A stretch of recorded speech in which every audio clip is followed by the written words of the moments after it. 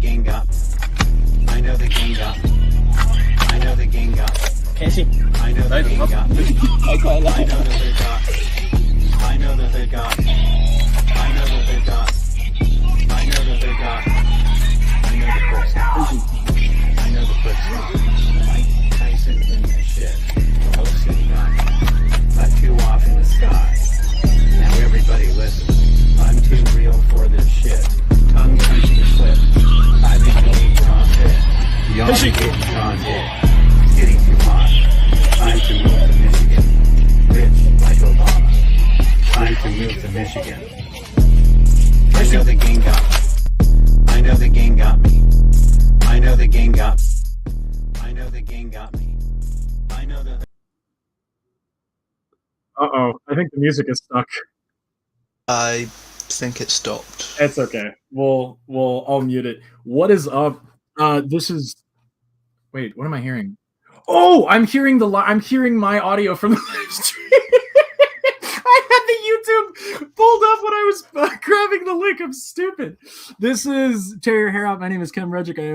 This is the show where I recover from food poisoning by laughing at Gary, I guess. I'm here with my buddy Noble Pursuits. What is up, my dude? Not much. Just here talking. Hell yeah. It's been a little bit since I've talked about Gary. We've been exchanging some tweets back and forth.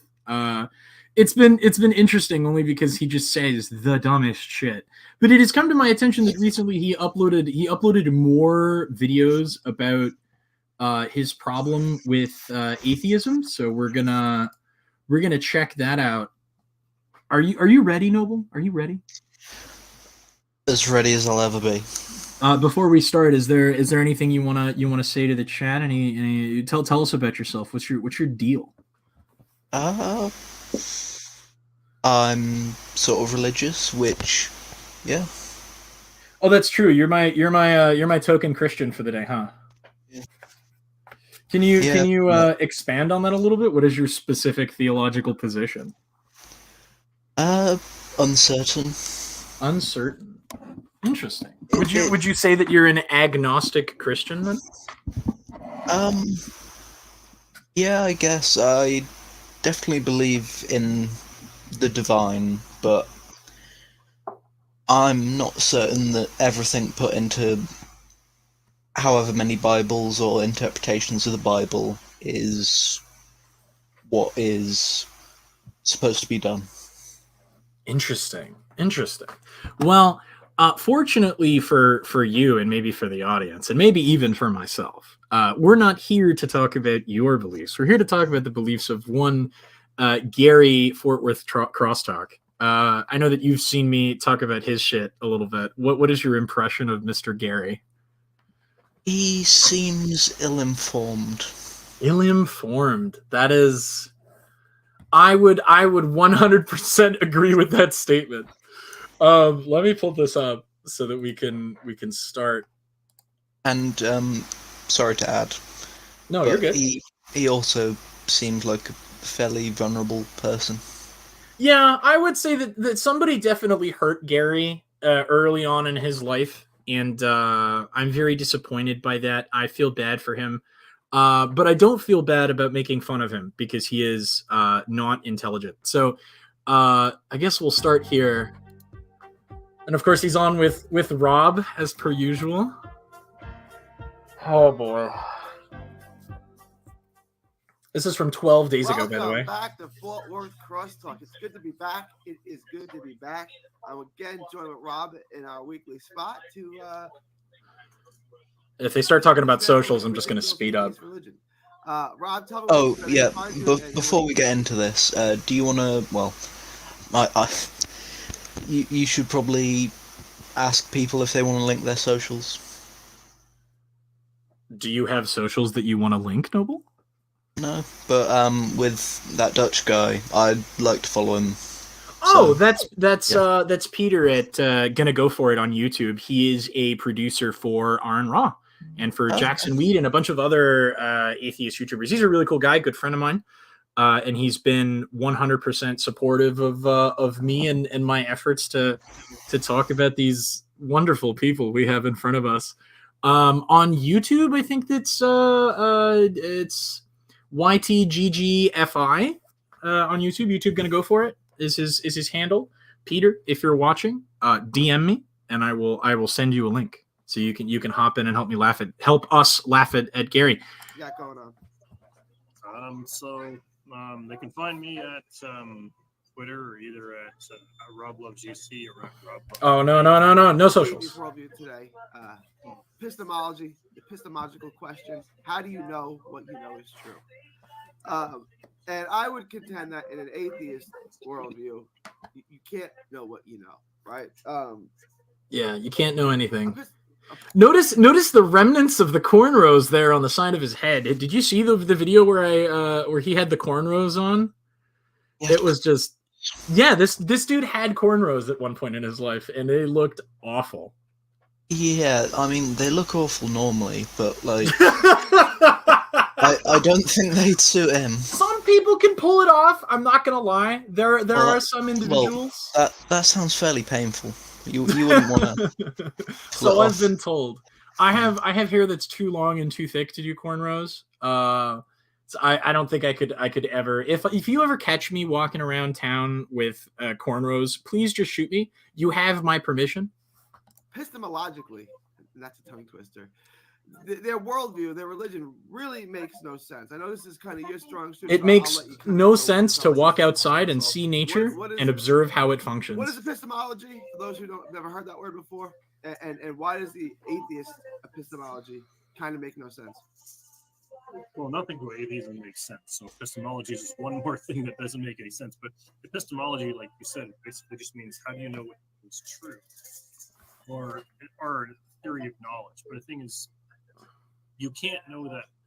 Well, you can't know that atheism is true anyways because it's unprovable, right? Because yeah, well, the problem here, Rob, is per usual, is that nobody's trying to prove atheism. That's not how this works. Noble, how do you know what you know is true? I'd like to hear your take on this. I'd say that typically, I'd say that the root of, I'd say probably empirically mostly, but the root also, of knowledge. I don't know. I don't know much about epistemology. That's fine. I probably should. I mean, honestly, it's a silly question to bring up because this idea that epistemology only works from the theist point of view is kind of funny. Because they would be ostensibly employing empiricism here, where they try to gather data in an empirical manner. Of course, it never turns out that way. They always end up switching to revelation at the very end there. But this idea that if I don't believe in a God, I can't step outside and just observe nature and how it happens is very silly, and I don't understand why they always come to this conclusion. I think what they're getting caught up on is they're getting sort of set back to Descartesian things. So I think therefore I am. They get set a bit behind that, and they think that atheists think that I don't know, but I think I know what you're getting at. The sort of like you can't trust your own thoughts because they're the process of chemical reactions inside your brain that are like, you can't control it and you don't know. So you could be a brain in a jar and you don't know, right? And it's like, yeah, sure, buddy, but multiple people can stand in a row and see the same thing and confirm that they're all seeing the same thing, right? And I think that's a better way of assessing what is real and what is true. Compared to looking at a book that was written by a bunch of people several thousand years ago. Yeah, it's more likely, but yeah. I don't like to get into brain in the jar sort of simulation theory stuff because it just gets messy. Yeah, it just sort of breaks down. I don't like messing with it. I will like concede them the point that this is something that from the religiously unaligned position, right? I do have to think about. But this idea that I accept it as a logical, like, this is what I am, right, is kind of weird, because nobody reasonable thinks this way. You know, it's a wonderful thought experiment, but I don't know that anybody reasonable thinks this way. Yeah. Put it simply, God is immaterial. So how can you prove that an immaterial being who's immaterial doesn't exist? So how can you prove that an immaterial thing exists? Forget about proving that it doesn't exist. How do you prove that it exists? If it's immaterial, it doesn't exist in our material reality, and therefore it can't be measured. And so it might as well not exist, right? That seems like a reasonable conclusion to come to. But I don't know why they always resort to this, like, oh, he's immaterial, he doesn't exist within the confines of science. It's like, yeah, no, dude, that's not how anything works. What is your basis how can you know that? So I guess in layman's terms, how can you know that God doesn't exist when he's immaterial? Because he's immaterial. That would be right there. You claim he's immaterial, which means it doesn't exist within our material reality, which means it doesn't exist, period. You've defeated your own argument by attempting to defend it, which is very strange. But it's Rob, so nothing he says makes sense. You have no grounding. So epistemology is a way to ground knowledge. So how do you know things for certain, right? So you test them. Do we know that we're having this conversation right now? Well, of course we do, because our senses are conveying to us that I can hear what Gary is saying when he speaks. Gary can see me and hear me clearly through this feed. So we know that because our senses are working properly, we have a way to know those things are true because our senses are not lying to us. And the thing is, that like you said before, like three things, right?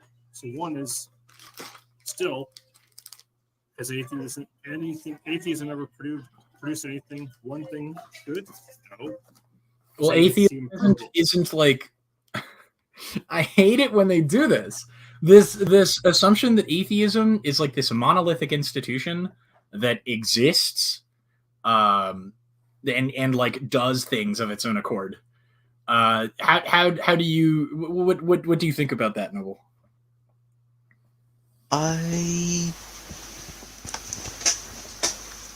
think he misunderstands what atheism is, but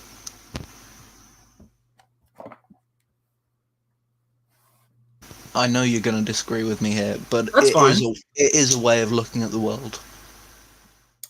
Yeah, I would agree that atheism is a way of looking at the world, in the sense that I don't have anything. I have no lenses, right? There are no lenses in front of my vision that help me interpret things in different manners, right? I just sort of see how everything is and then make connections myself. There is no lens in front of me that distorts my vision. I'm just gonna say, you do have lenses in front of you that distort your vision.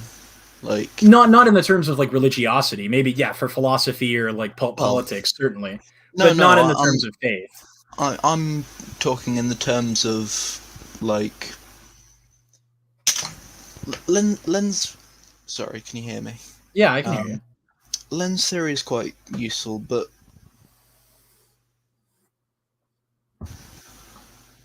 sorry, I am a bit tired. The problem that I have with saying that there's no lens in front of you is there is always a lens in front of you. How you interpret the world and how you look at it, there will always be a lens that you're looking through. You will not see the bare metal of the universe. You're always going to see some operating system, some GUI. You're not going to be. I like this. So Christianity would be like the GUI then, right? It's one of many GUIs that you can have. Right? It's more like a theme to the GUI. A theme to the GUI. Yeah. Interesting. So what if I don't want to interact with the GUI? What if I don't want the GUI and I just want to look at the world as it is, and observe it and then make inferences about it as I observe the facts. Well, that's gonna be impossible because... Sorry, I am being slow today. I am not usually slow. That's fine. That's fine. It's like we see faces everywhere. We have certain mechanisms within our brain that connect the dots where there are spaces. Mm. And you will always see those gaps, even if you know that they're not real, even if you know that a placebo is a placebo, even if you know that illusions, like on paper, are illusions, you will still see them. Hmm. Interesting. Interesting. No. And does atheism give any kind of hope or source of knowledge for epistemology? No. Does atheism give a source of knowledge for epistemology? I feel like that's a malformed sentence. Atheism doesn't tell you how. Atheism doesn't tell you anything. You just don't. You're just religiously unaligned. I don't. And also, a source of knowledge for epistemology. I thought epistemology was how you source knowledge. How can you get a source of knowledge for how you source knowledge? That seems strange. Yep. Sounds redundant. Like you said, and atheism sets you, it's one big exercise to set you up to say things you know are not true. I love that he You know repeats this everyone knows axiomatically. because we discussed this before, Gary. God, Prophet Joel says God's written his law in their hearts. Paul says even the Gentiles have a sense of right, even though they don't have the light of Christ, because again, it's written his law more. You who don't believe in this book, you know that this book is true, secretly, in your hearts. I hate this. It's just so... It's probably the only offensive thing that these morons say. Or that we secretly know that the Bible is true. It's just so disingenuous. Christ is king, brother. Listen, dude. I'm- You believe that Christ is king, but you can't in good faith tell me that I know that Christ is king when I'm telling you that I don't know that Christ was even like a thing, bro.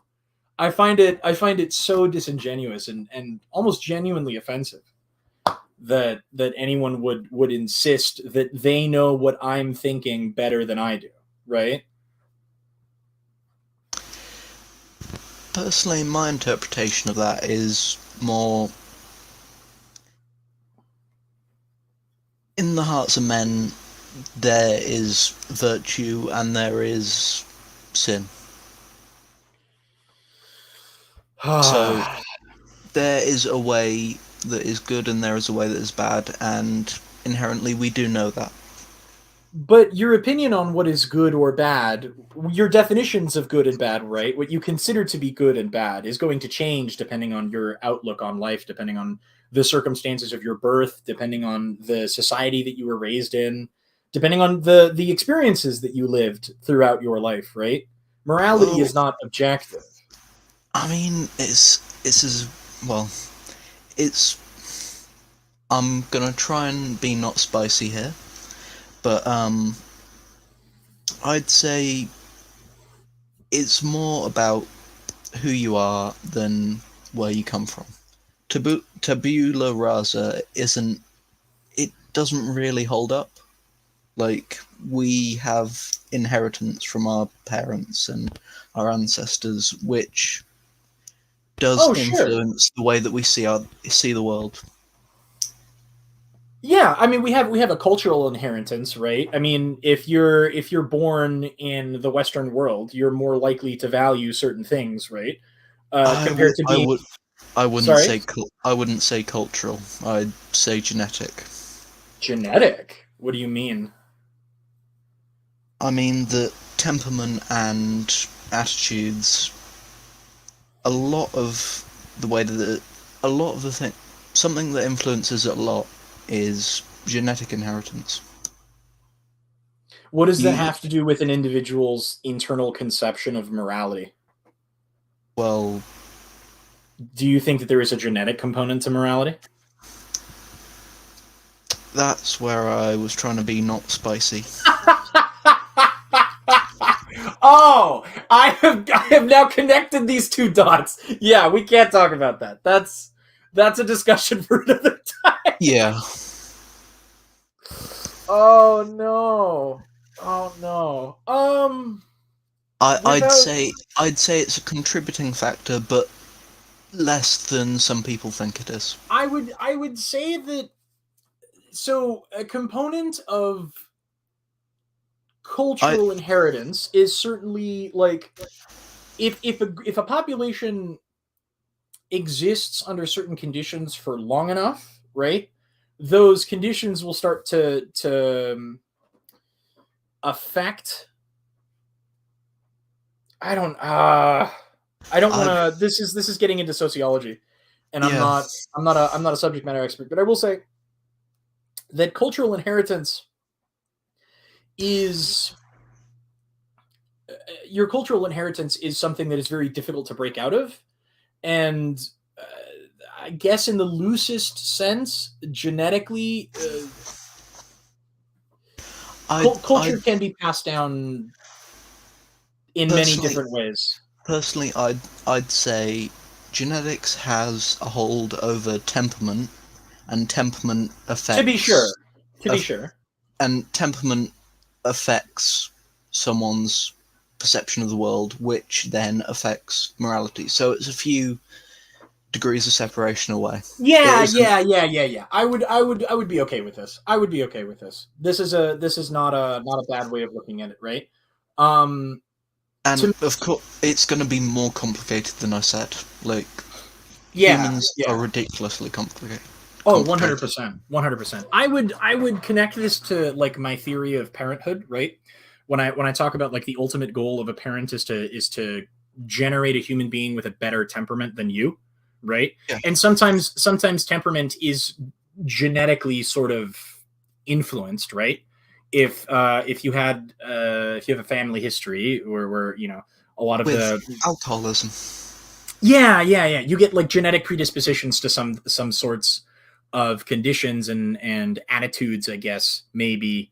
But I would still say that the cultural inheritance plays a much larger role. I think maybe genetics might prime you to be susceptible to some things, but certainly not. I don't know that genetics will like predict what kind of a person you are. I wouldn't say it would predict, but it is a factor in the outcome. Yeah. I feel like, yo, Phantom, what's up, man? I feel like this might be a topic of further research, maybe. The genetic impact on sociology. This is an interesting concept. So everyone knows right and wrong because God's written his law in heart. Hell yeah, Phantom. Get that bike built. Hell yeah. Because God has written his law in heart. God is the source of all knowledge and epistemology. Therefore, you can't. And there it is. God is the source of all knowledge and epistemology. So not only presupposing the existence of God, but then claiming that God has a monopoly on things like knowledge and truth, which I think is just, it's so wild that he would say that. I mean, I guess from his point of view, of course, this makes perfect sense. What do you think, Noble? Does God have a monopoly on knowledge? I don't know. Wonderful. You can see here the remnants of the cornrows. You can tell I'm a centrist. A centrist? No. Everyone knows that God exists. Like, this is just, like you said, atheism is just one big exercise that sets you up to say things that you know aren't true. Because as Paul says, they're what? They're professing themselves to be wise, became foolish, and their hearts were darkened, and they suppressed the truth in unrighteousness. This is his favorite quote from the Bible, man. This is the suppression of truth through unrighteousness is like the favorite thing that he likes to quote. And So it just basically, I thought you know, he was. I thought he was quoting about how God hardened the heart of the Pharaoh when Moses was doing the plague stuff. oh yeah, well that's Old Testament stuff, and God works in mysterious ways, and I guess he had to make sure that the plagues could happen. God had to make sure that he could murder a bunch of people indiscriminately in horrible, terrible ways. I Because mean, otherwise, the Israelites couldn't have come out of Egypt, the place where they never lived. personally, I say it's more the Old Testament's more his like bipolar phase. Bipolar phase. Like he got medicated after Jesus died. Yeah. Yeah, Phantom, I totally agree with you. I think the foundation of Rob and by extension, I guess Gary's arguments is like this fundamental presupposition that God exists, and additional presuppositions about the truth of the Bible, and then he makes a bunch of arguments that you have to sort of dismantle. But by the time that you get to this sort of like presuppositional thing, he's already switched gears and trying to point you in a different direction. I experienced this firsthand, and of course, you can see it in the stream clips that I upload. But this presupposition thing is the one that is the insurmountable hurdle with talking with fundamentalists, right? People who cannot conceive of even like a hypothetical reality where a God does not exist for the purposes of argument, right? Whereas sort of in reverse, we can, as atheists, right, as religiously unaligned people, Yes, suppose.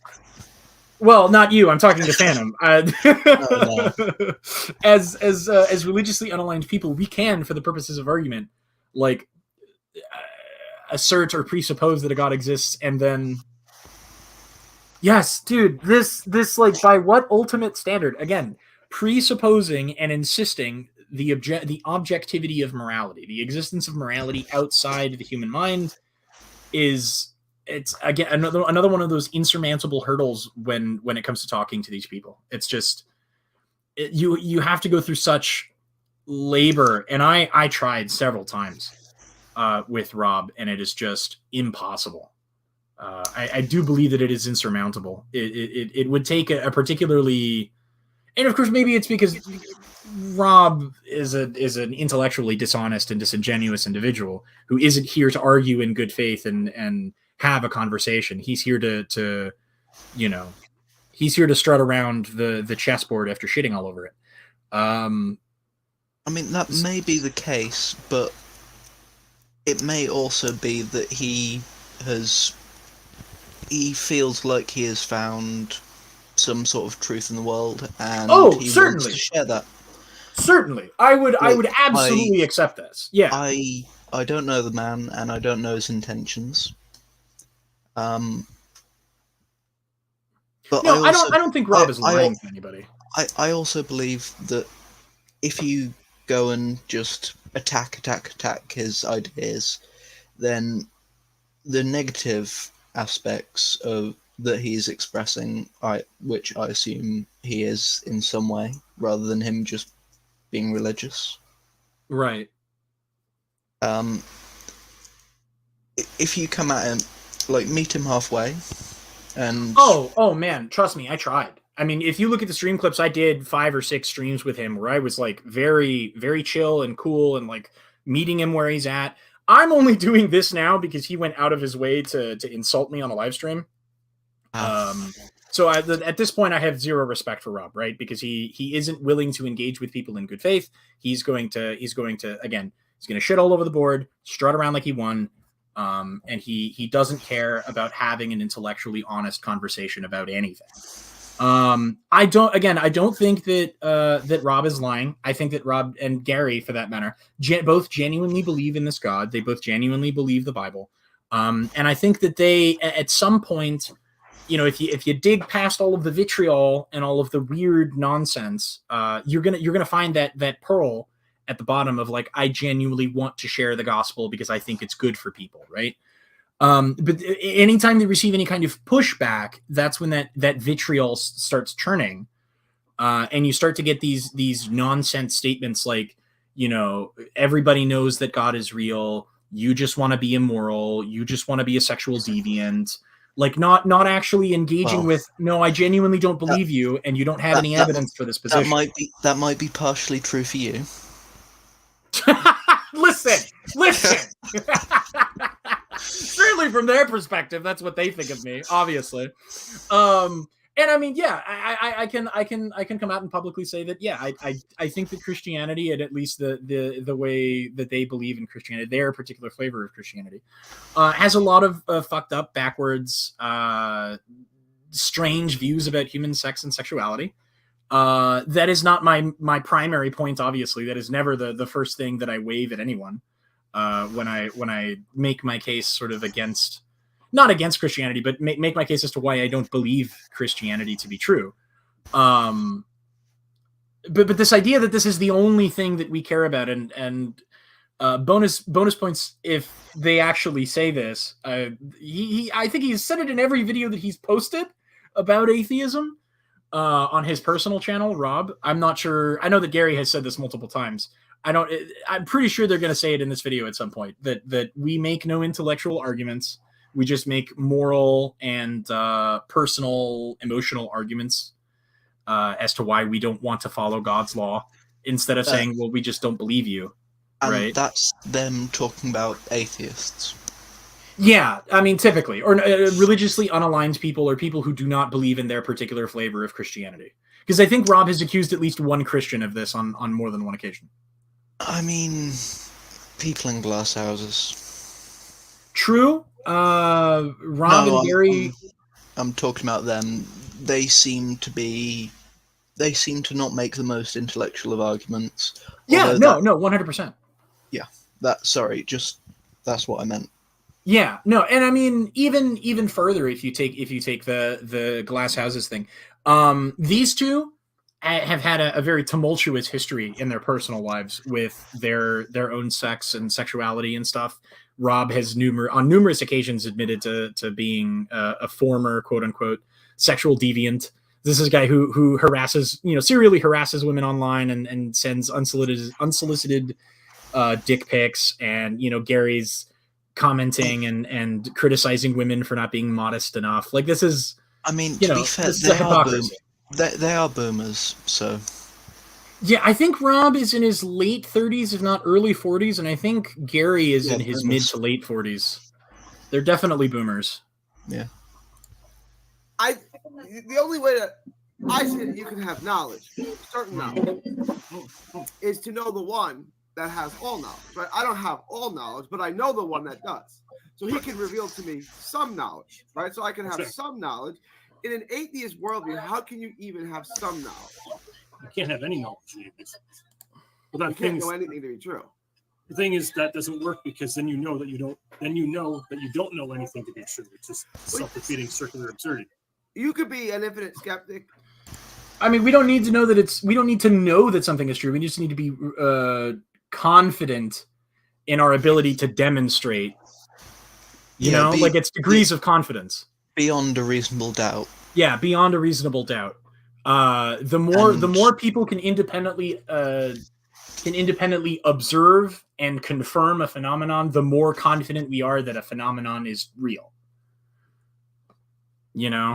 I don't think anybody. They make this criticism of the scientific process very often, but nobody here on this side of the argument is saying that we have like an absolute knowledge of anything, right? But we are extremely confident that our explanations for natural processes. Although one thing I have to add is there is a big difference between the scientific process and scientism. Yes. Oh my God. And I did talk with Rob about this. This is like the tendency of lay intellectuals, right? People who aren't super knowledgeable about what science actually does, right? Well, the trust the experts crowd. Yes. Which is just another appeal to authority, right? If you're blindly following something, regardless of what it is, right? You have adopted a dogmatic belief, which is just as religious as anything these guys believe, right? I don't trust that everything that Richard Dawkins or Stephen Hawking or any of these like famous intellectuals and scientists say because they're famous and intellectual, right? It needs to be put up to scrutiny. Exactly. You put these things up with scrutiny. And Phantom said it, I put it up here just a moment ago. There is nothing that we know that isn't subject to change, right?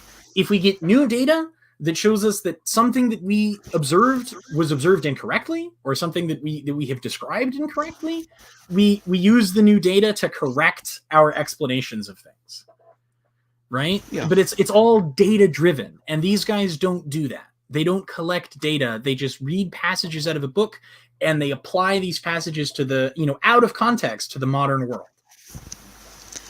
Yeah. Personally, I find the value in the Bible and the words of it to be in context, and in context with our modern world. Because you can take a lot of fables and stuff out of it that sort of aren't relevant, but you can take a lot out that is relevant. I had a great conversation with Mark Stoney. Shout out to that guy, by the way. Awesome dude. Who is a full preterist. Somebody who believes that the entirety of the Bible has already been fulfilled, right? That Jesus already came back, that all prophecy has already happened, and that modern Christians don't really have to wait for anything; they just have to have a good relationship with God, and then they die and go to heaven. And his view of the Bible is being like, no, you have to take this document in context, right? They weren't writing about you; they were writing about things that happened several thousand years ago. In that context. And I feel like I had a small discussion with this guy, Scott, that Rob has had on his live streams more than once. We did a little 2v1 several months ago, or several weeks ago, maybe. I lose track of time. The point is that he would constantly say, you look at the book of Revelation and then you look outside and it's all happening, right? Just look at it. It's happening today in the modern world. The book of Revelation is like, no, dude. They were talking about things that were happening in that time, right? This is a historical document. You have to take it in its historical context. This idea that you can just willy-nilly, wishy-washy apply verses out of the Bible to the modern world is kind of silly to me. If you want to say that there's maybe wisdom that can be found in there, and that you might be able to apply that wisdom to your real life, that's one thing. But to say that the book is literally describing things that are happening in our real everyday lives I feel like that's a stretch. And then trying to use that to browbeat people into compliance is not cool in my book. Personally, I'd say I have a different belief than preterists or whatever. Fair. They seem to be the minority. I think these sort of things in the Bible happen in cycles. Like when it talks about the mark of the beast, I'm pretty sure that's talking about Caesar or Nero. Yeah, well, Nero, there's another emperor at some point that, because there's the 666 and the 616 distinction, right? Yeah. They could be talking about two different people here. But I believe it talks about every dictator. Yeah, that's what I'm saying. Like the wisdom, it doesn't have to be talking about Gaddafi in order for you to say, oh, Nero was bad because he was a tyrant, right? Gaddafi was bad because he was a tyrant, right? Oh, I'd say he embodies aspects of the beast, and it leads to revelations, and whenever we're in times of revelation, hard times make good men, and what's a harder time than revelation? Who's a better man than Jesus? So, yeah. Nero and Diocletian. Who is a better man than Jesus? I have several candidates, but we don't have to get into that right now. And just keep saying, I don't know, which is just like it's intellectually, there are two intellectually consistent worldviews as I see it. Christianity and infinite skepticism. Infinite skepticism is just ridiculous because you don't actually believe it, right? Like you can just say, I don't know. What is wrong with not knowing? Why is having anything less than absolute knowledge about everything bad? Why is it bad to admit that we don't know something? Why is it bad to admit that we have reached the limits of knowledge that humans can currently acquire, and that we are building new tools to acquire more knowledge. Why is that a bad thing? No, yeah, it's not a bad thing. If anything, it's intellectually dishonest to not know and then claim that you do, right? The most intellectually honest thing you can do is admit that you don't know something and then refuse to answer the topic. If you don't have enough knowledge, if you don't have enough... I think you can also make an educated guess. Yeah, I mean, making educated guesses is fine, but being able to admit that you don't know something is not a bad thing, right? But saying that not knowing something sort of breaks the argument or breaks the worldview is like, I don't understand what he's getting at here. You don't have an answer, therefore I'm correct. I don't know. So to everything, you can do that. Yeah, but the thing is, like, but you know that you don't know, which is, again, is circular. But then they'll say, I don't know. And they'll keep saying, I don't know. Do you know that? I don't know. Do you know anything? I don't know. Are we having this conversation? Okay. It's intellectual. It's consistent. Stupid. And you don't actually believe it. Like, so Nobody does. That makes any sense. It's intellectually is the Christian worldview. Those are the two options, and one is just, again, if you're really going to be an infinite guesser, then I don't want you to know anything. You better never make a claim where you claim to know anything. I'd just like to say, I love Americans because they have no concept of the rest of the world. It's either I have to stand in. Christianity or some intellectualism. Like, yeah. I mean, there's other things in the world. This is less about Gary being an American and more about Gary being dumb. But correction, Rob is actually Canadian, so this is technically an international debate here. Yeah. So we've got an American and a Brit commenting on statements made by an American and a Canadian. The colonies. The colony. Watch your fucking mouth, or I'll throw more of your tea into the harbor. You know what I'm saying? So, like, if you say don't make me put my red coat on. Today is when you don't know that, right? If I say it's 68 degrees outside, you don't know that, right? Yeah. So it's just, I'm wearing a blue shirt. I love these two comparisons. Wednesday is today. Wednesday, based on a man-made calendar system, right? That is mostly dependent on universal agreement. One of those like fiat things, right? And then what was the other thing he said? It's 68 degrees out, as if we couldn't grab a thermometer and measure it. Yeah, but the thing is, temperature.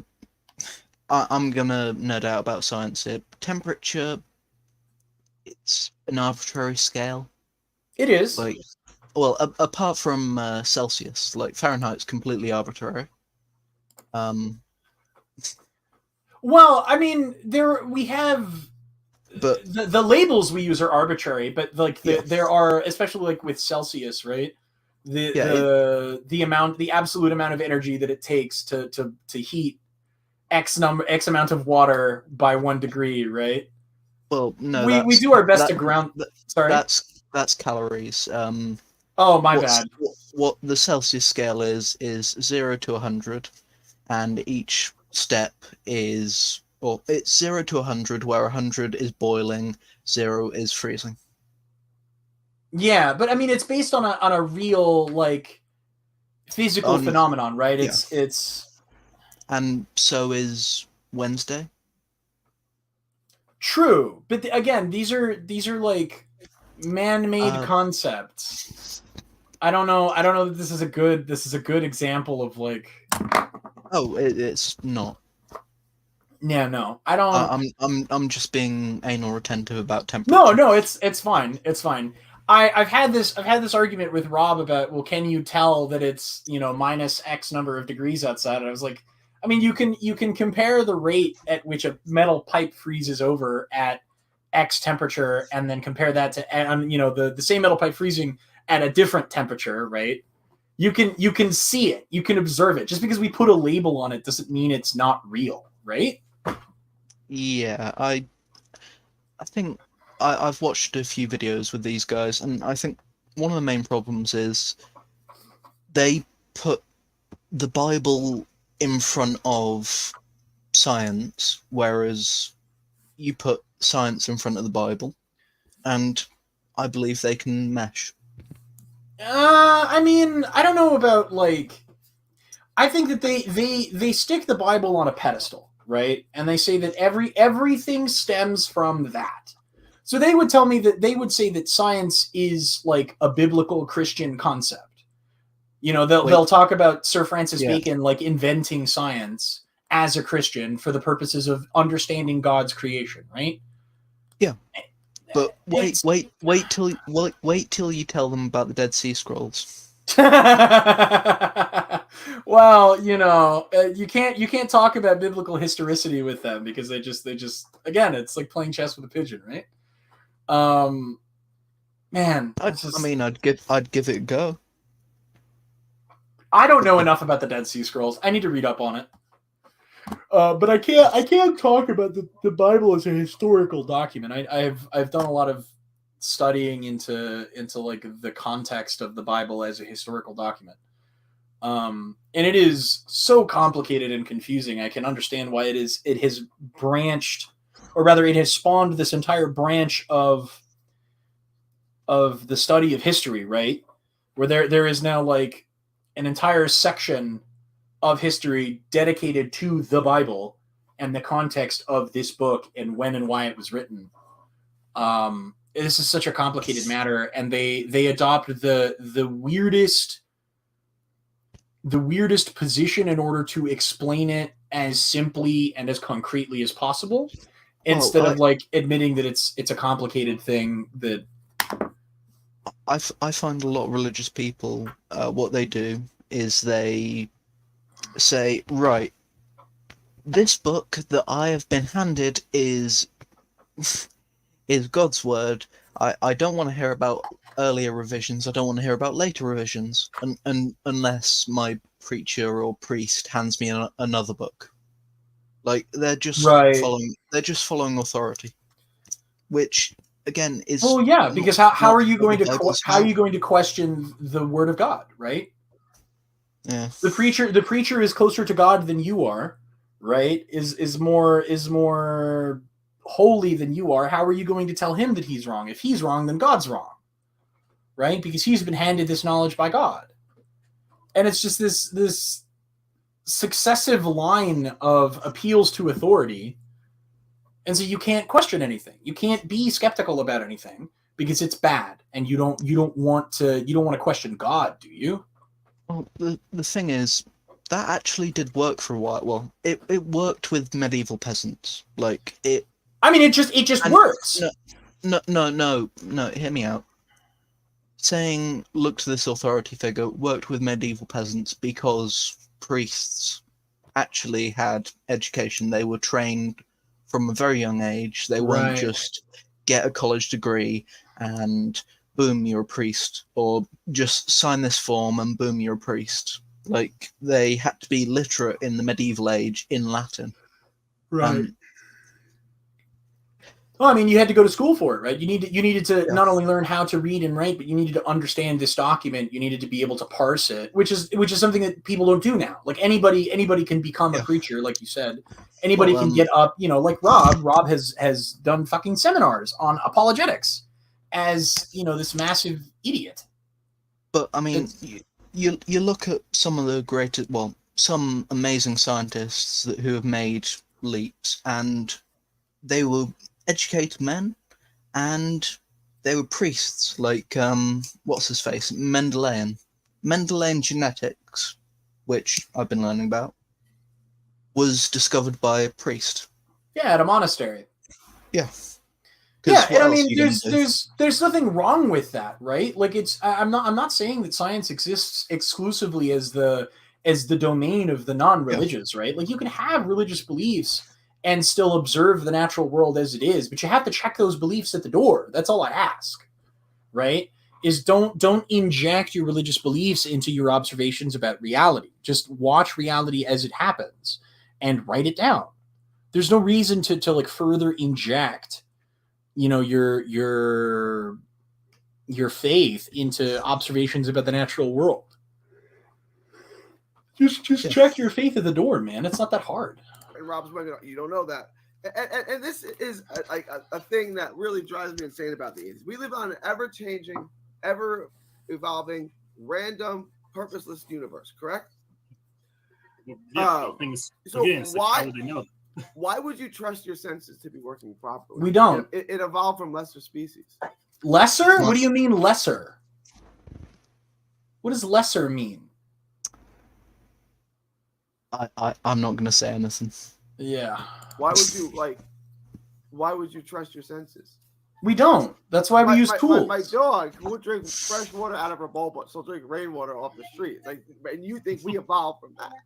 And things only evolve backwards. What? No. Nobody thinks that we evolved from dogs. What the hell? We're dumber than the dog, right? Like, and the dog. Oh, homie, you're a furry. Okay, listen. Water off the street, but we'll drink fresh water out of a bowl, right? It's like, why would you trust your senses? Why would you do that? It doesn't make any sense. So don't trust your senses. I mean, yeah, we don't have to trust our senses. We make tools that can observe things better than we can and can notate data better than we can, right? Like, that's why we have telescopes, because our eyes aren't very good at seeing stars millions of light years away. You know, like, what is? Yeah. I don't. It's weird because they will appeal to their senses when they're talking about God, right? I felt God. I felt it with my senses. So your senses are magically empirical now, but they weren't empirical before when you were looking at the star. What the hell? To give credence to them, I believe that what they're doing is a devil's advocate thing. No, I know what they're doing, right? But this is a weird. Actually. Yeah, no, this is a straw man. This is a weird thing to accuse us of doing. Although some people do use destructive thought paths which break down reasoning and not entomology, that's bugs. Epistemology. It breaks down epistemology and working out how you know stuff into, but how can I tell that this is real? How can I tell that I'm not a brain in a jar or something? Right. Which it just ignore it. I think that's where I am. Right.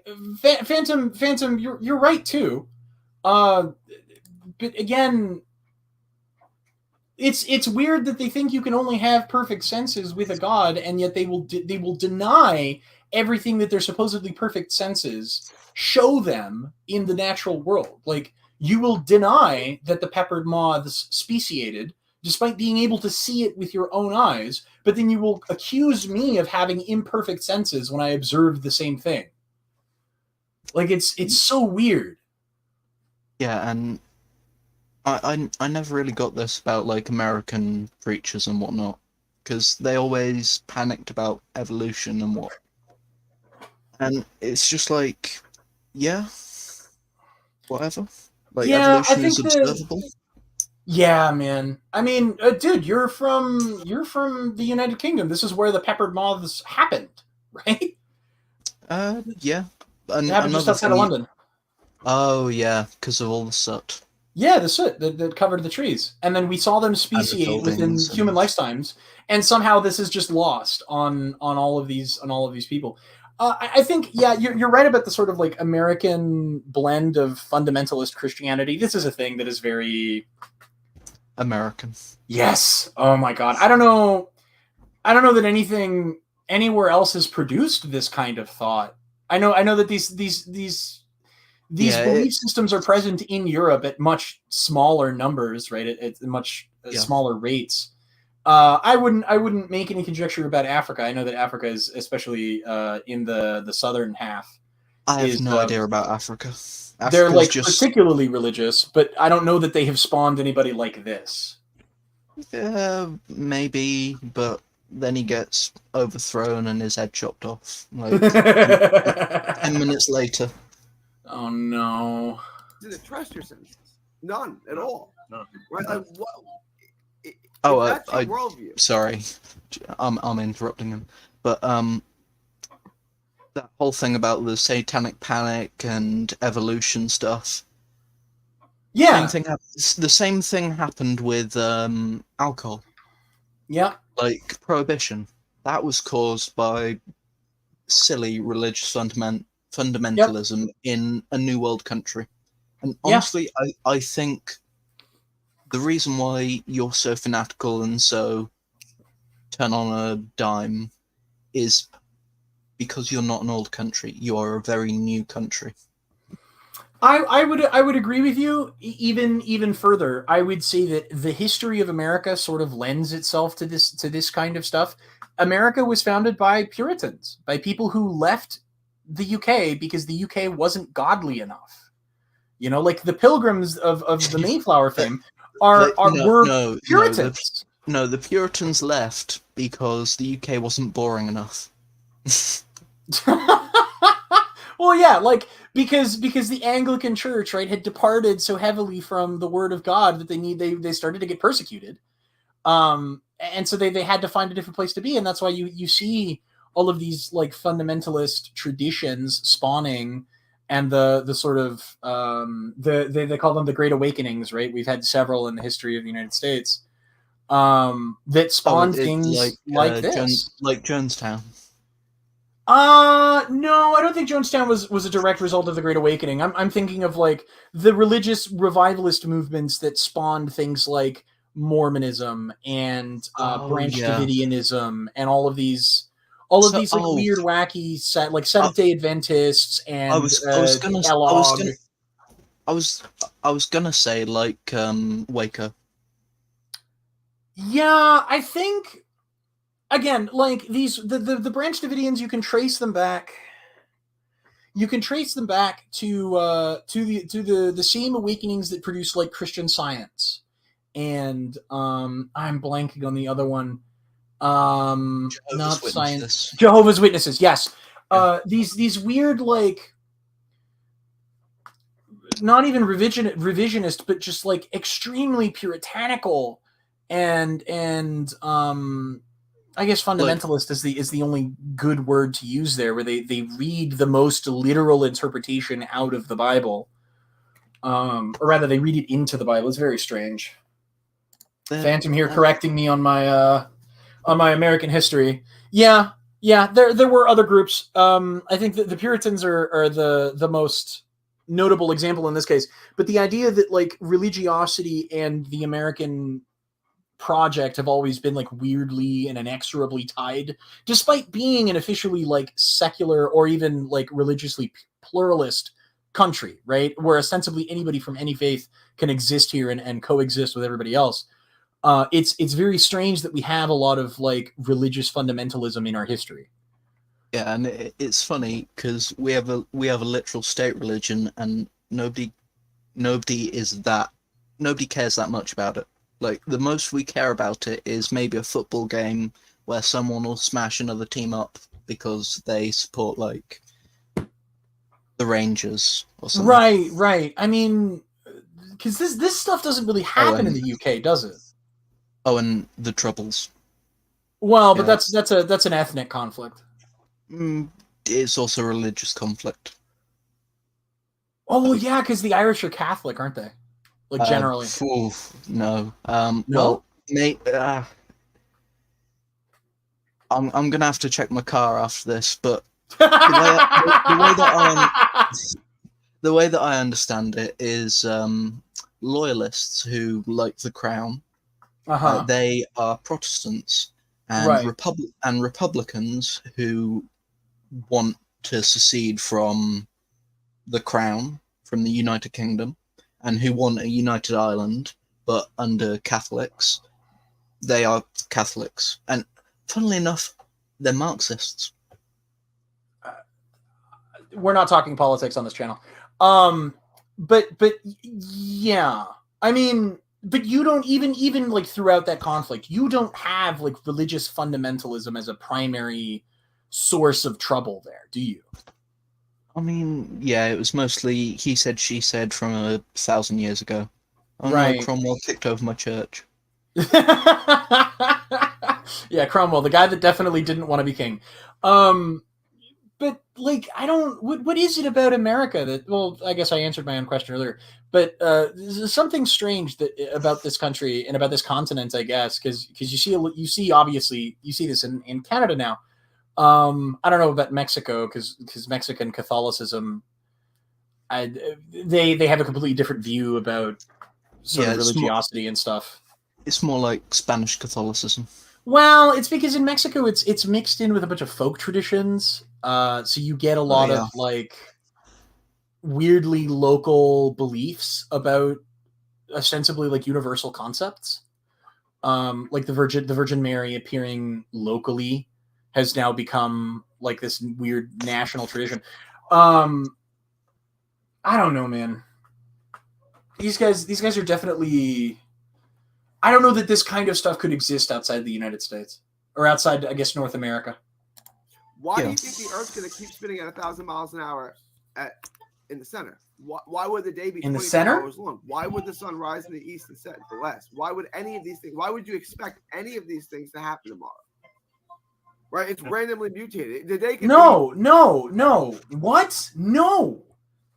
The speed and tilt of the Earth is not a randomly mutated.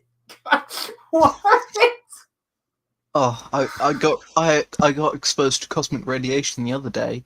Now I have a bloody moon. Oh my god. Gravity, you fucking retard. You ever gravity? Gravity! Gravity! I love that clip. I should have when I get the soundboard figured out. I know I'm sorry, Peter. With apologies to Peter who told me to do it. I have not set it up, but man, it's like these guys. I'm gonna be sending you a lot of clips because I found some funny stuff. Thank you. DM it to me on Discord. No,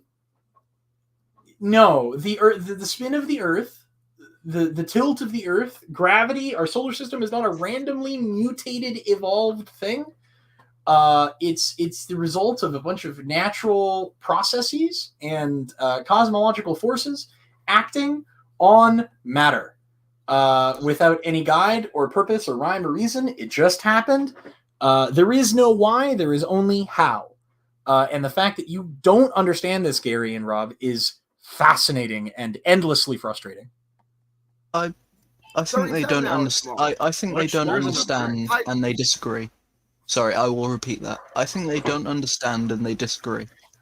I don't know that you can disagree until you understand, right? But I think leave it to them. I know I'm trying to steelman them a lot, but I appreciate that. If they understood like anything, they would still likely disagree with you. I don't know that you can disagree with like observable facts, right? Why does the sun rise in the west and set in the east? Or maybe I got that backwards. I don't care. No, There is no why. There is only how. It does this because the Earth spins in that direction. And they would likely assume that there is meaning behind that. Yeah, but that's like you're injecting again. This is anthropocentrism at work, right? This is the human mind injecting meaning into something that doesn't have meaning. It doesn't need to have meaning. It just is, and there's nothing wrong with that. That is saying that something just is not a malformed statement. There is nothing missing from that. You don't need to inject additional meaning into it for it to make sense. It already makes sense. But it feels nice to think that there's someone up there watching over you. Well, yeah, and I mean this is the piece that I had to make, right, when I deconverted, right? This idea that things aren't happening for any ulterior or like ultimate purpose, that they're just happening, and that's fine.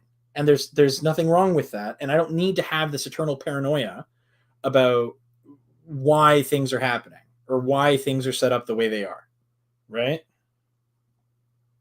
hides. It's almost like Mhm. we're intelligently designed on purpose. Right, It's well, yeah, almost like that. Yeah. well, I mean, obviously, we can do both actually.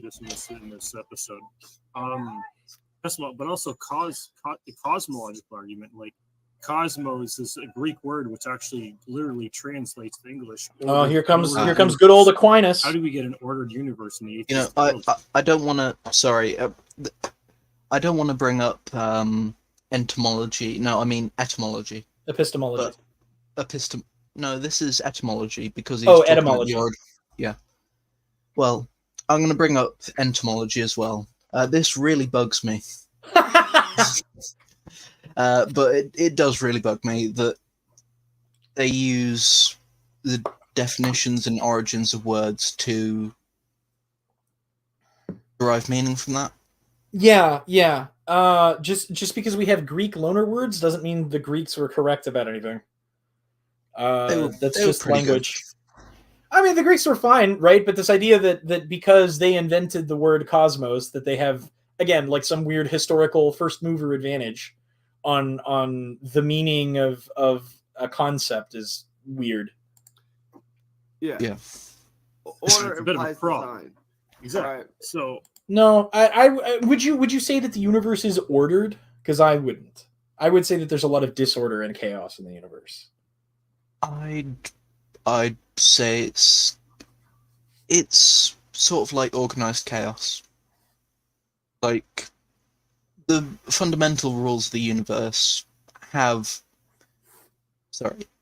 life is order in the universe. Well, no, it's more chaos, really. But that's more getting into chaos theory.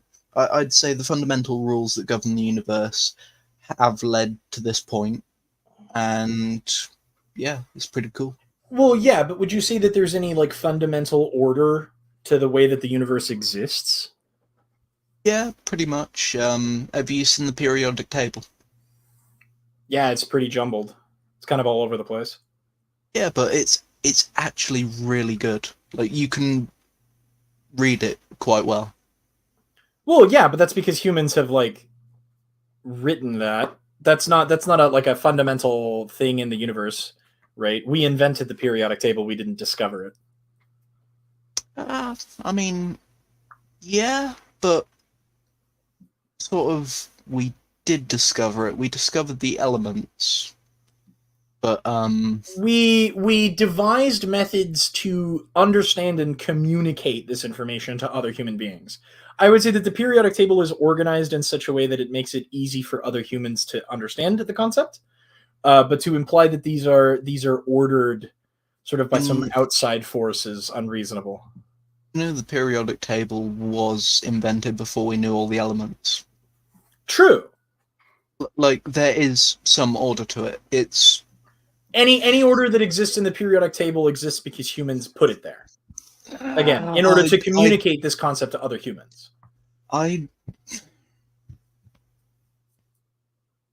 in a way, yeah, but I do think there is some order to the universe, which comes about organically because of the rules of the universe. Sure, maybe. I would say that the cosmological constants, I wouldn't call them order, but I would call them like maybe the rules, right? There's like light, there's an absolute speed limit, you know, in the sense that we don't observe anything going faster than light. So but again, this comes down to how humans understand and then communicate this information. I don't know that speaks to any sort of like overarching fundamental ordering of the universe, but anyway. I mean, like you said, nothing in the religion makes any sense at all. It's not a religion. You have systems, right? You have the solar system, you have an ecosystem, you have a digestive Yeah, but system. these are labels. These are labels. These are labels. System, you have systems, a nervous system exist, right? Right. Yeah. I'm going to have Like to you correct said, you there, Simpsons Cam. Oh, Right.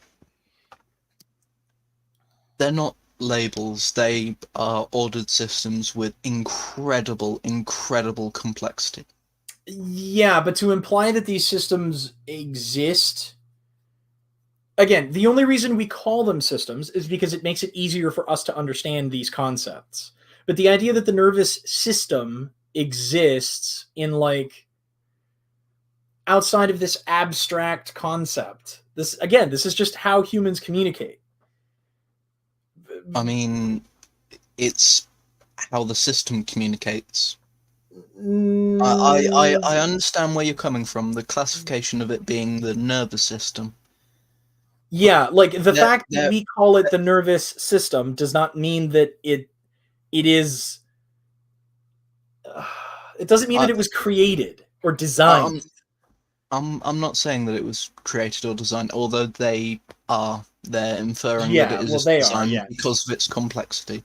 Right. But there is a system, like, and there is an order. There is what human beings would call a system. Again, I think this is prime. What they're doing here is this is an argument from anthropocentrism, right? We as humans understand these things to work like something that we would call a system, so we call it a system. There's Jazz. Yeah, inferring that nature cannot create complexity. Yeah, kind of. Like the idea that at some point an amount of complexity necessitates design is very weird. By design. Yeah. It implies order. Yeah. Order implies design. No. Right. But I mean, like, these are not complicated. This is not complicated concepts. This is simple, straightforward. Yeah, actually, Gary, that's the problem. The problem is that you're dumbing it down way too far. You're making too many assumptions in order to dumb shit down. It is really, really fucking complex. Like, today I had an exam on respiration, like cellular respiration, and the fucking Krebs cycle is designed. If it was designed, it was designed by a madman. Honestly. Yeah, no, like I totally agree with you. There's also I love to say that anytime somebody tells me, well, you were designed, it's like what kind of civil engineer puts a playground near a waste treatment facility? Like, it just makes no sense. Like, who does that? Gross. No, but really think about it. Like, who does that? Well, who does that? Nobody would do that. No civil engineer in their right mind would put a playground next to a sewage treatment facility. Makes no sense. Or puts a playground in a waste treatment facility. Yeah, exactly. Or even that. Like, why does this playground extend into a waste treatment facility? Makes no sense. I don't. And of course they'll tell you, well, it's not a playground, and then it will be like, well, people clearly are using it as a playground. Well, any designer should have been able to notice that, right? I mean, especially if they're omniscient. Who hasn't been urban exploring? All right. I broke into a construction site. That was pretty fun. Hey man, I'm gonna ask you a favor. Please don't admit to committing crimes on my stream. Please. Oh, don't worry. The police caught me. You've already been prosecuted for this? No. I was young, and they let me off with like a caution. I almost got bit by a police dog. Oh, fun. The Love Canal. No, it reminds me. Was it Defunctland that they talked about the Garfield tunnel of love or whatever, and people couldn't stop fucking on the Garfield ride. All right. 10-year-old can understand this, right? If you have a system, that implies order. No, right? Order implies design. No, design implies intelligence. No, who intelligently designed your systems? Exactly. I mean, but they can't ever answer the question. Then because the premise is malformed. The premise is malformed. Like, well, they're not orderly. It's like, yeah, none of this is ordered. Like they are then. If that's true, we don't. Why do you live like the laws of gravity are going to keep you to the feet tomorrow? Right. Why or do you even think that? Because we have never observed gravity doing anything else.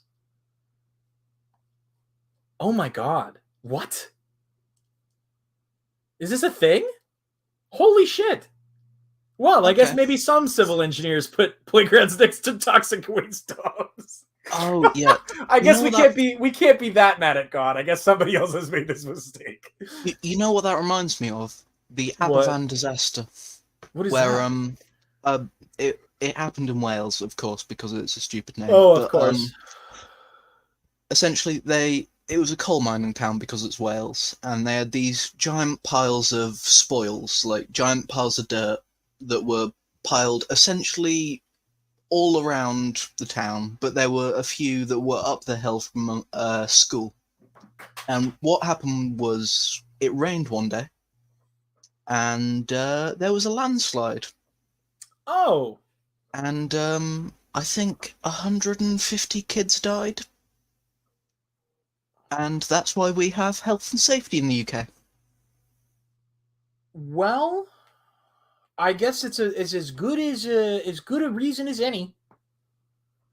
I'd have hoped that you'd have done this beforehand, but okay, better late than never, I guess.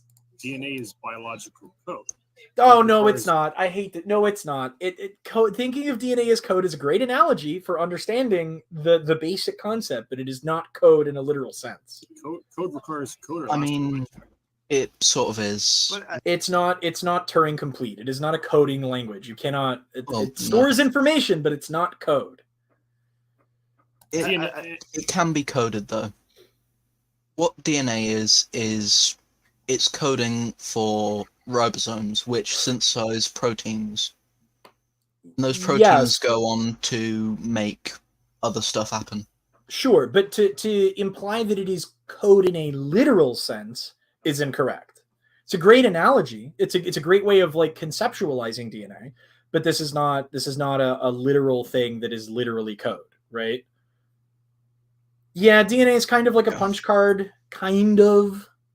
It's not, again, these are analogies. There are great ways of understanding a broad concept. These are not ways to get into the nitty-gritty. Once you get into the nitty-gritty, you realize that DNA is not literally code. yeah, and like you said, but these are like two things. These are fundamentally unserious people, and they have zero intellectual curiosity. There it is. There's the insult. And they said this in a previous video about me specifically. And that's why I'm pissed off and I don't respect these people anymore. But yeah, just like blanket calling all atheists unserious and intellectually dishonest. It's great. Yeah, Probably that's- never read a yes. textbook since high school. yeah, I haven't read a book. And Haven't read a book since high school. It's amazing. That's what I've said to him, right? Like, Yeah. this is why, like, you really want to engage. Consider what. Don't throw. And You know what, Rob and Gary, you guys have only read one book since high school, and it's not even a good book. This is. No, it is the I good mean, you book. we compare- talked you about compare- everyone, and You compare Well, they call it the good book. Anyway, I'm gonna have to go for maybe 30 minutes. Oh yeah, I'll be take your back. time, dude. Take your time. you compared the atheist to, like, you know, if you see a mother and a toddler in the middle of like a mall or whatever, and the toddler's throwing a hissy fit, it's like that's basically your atheist. that's your is. atheist. Yeah, your Yep, adult that's cyphers. amazing. You're Infantilism. wasting your time on. The Bible tells us that we should make disciples of all nations, that we should share the gospel in season and out. I get all of it, but it also says don't waste your pearls on swine. Don't trick- Right? That's true. I've offered you the gospel. You've rejected it. You have zero intellectual curiosity. We didn't reject your gospel. You have not convinced us. You have not convinced anybody, right? You certainly haven't convinced me. So it's not that I reject it. It's that you have no proof. You have no evidence. You have not given me a reason to believe you.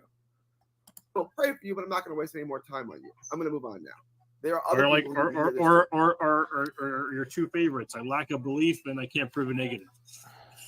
These are things that they always say, and it's like, what do they even? Okay, like what is? And they think I lack a belief is like some clever thing to say. Well, yeah, whatever. I lack a Kim- belief yeah, in you.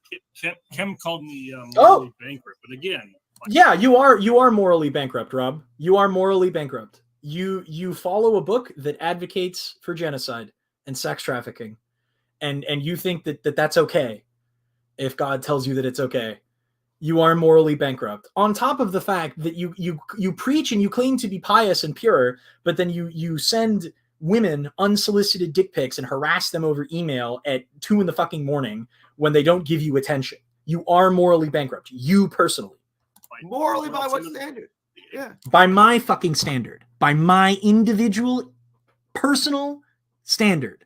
I think, personally, that you are morally bankrupt. I don't need to appeal to a higher authority to tell you that I think you're a bad person. Exactly. So, Is it bad to be immoral? What is Is more? that a bad What is thing? even, If so, Yeah. why would it be bad? the thing is, but their religion doesn't even allow for. Right. It's all a matter of But they don't preference. actually believe their own religion. They don't actually believe it. It's because it's not a They've been religion. indoctrinated with it since they walked into kindergarten. Incorrect. Incorrect. Fundamentally incorrect. Yeah, the standard of larger polite society. Most people think that you would think, if presented with the entirety of your character, that you would be morally bankrupt because you do not practice what you preach. If anything is a better condemnation of your personal actions and the stuff that you preach, it's that you don't practice what you preach. 5 years old, right? Moral relativism, evolution. No, none of this. Oh my God. Moral relativism. No. This is just not something they teach us in school. And for the record, I was raised Roman Catholic, so I was not indoctrinated into what you would call naturalism, right, or the religion of atheism. I was indoctrinated into Christianity, into one of the major branches of Christianity. And it is when I decided to look into the things that I had been raised to think about reality. Yeah, by what absolute standard? No absolute standard. I don't believe in absolute standards. Sorry. Yeah, 100%. It's just weird, creepy, icky. It's just bad. Just don't do it. It's gross. But anyway, it only when I looked into the reality and the truth underlying Christianity that I decided it wasn't for me. Because I had previously just been told a bunch of nice things about Christianity. I had not been told the truth. And only as I have become more educated about the reality of your belief system that I have begun to distance myself even further from the moral presuppositions that you guys have. The more I get educated about Christianity, the more I realize it cannot possibly be true. And I'm still sitting here debating you. I'm still here taking your arguments and dissecting them and breaking them apart, because that's how dangerous I think your ideology is. That's Right? Darwin. Does really anyone really take Darwin's theory serious at this point? Right? But you still taught it in school. Darwin's theory. No. Evo Devo has subsumed what you would call Darwinian evolution. We have a better understanding of the natural processes that bring about diversity on this planet in fauna and flora than Darwin could have ever achieved in his lifetime. That's called science. We pass down scientific knowledge and we improve and better it. Darwin got several things wrong, and we have corrected since then, and we now have a better understanding of all of these processes than he could have ever dreamed of having. Think about it, right? Like, because atheism, U.S., Canada, most of the Western world, atheism is state religion. You have to. No, not a state religion. You're thinking of countries like the Soviet Union, okay? We are a religiously pluralist society in the United States and in Canada. Pluralist, meaning everybody can have their religion and the government stays out of it, right? The government assumes a neutral position and protects everyone's rights. An officially secular country, right, like the Soviet Union, would persecute you for your beliefs. Which, by the way, before you say anything, know the fuck you are not persecuted for your beliefs in North America. 65% of the United States is Christian. You are in the majority still. To recite the religion, or you don't graduate. You don't graduate, you can't go to the military, you can't get a job, right? You're going to recite the atheist religion. Yeah. Or else. Peter, if you want to hop in here, I can send you a link. I'll DM you. Parents and my close aunts were in high school. They had to recite, well, the atheist and evolution worldview are one and the same, because without evolution, there's no atheist. Incorrect. There are theistic evolutionists. There are Christians who understand and accept the truth and the reality of evolution.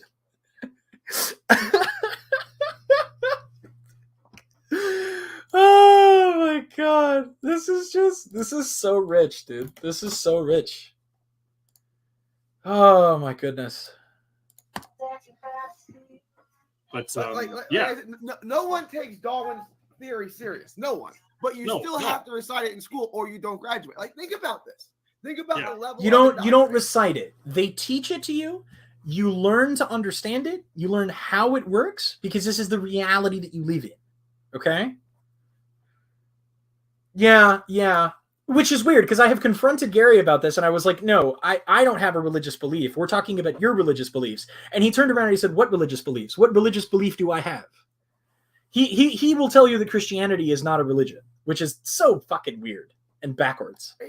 Yeah, like I said, if my parents and parents and uncles in high schools didn't recite that worldview, they wouldn't have graduated from high school.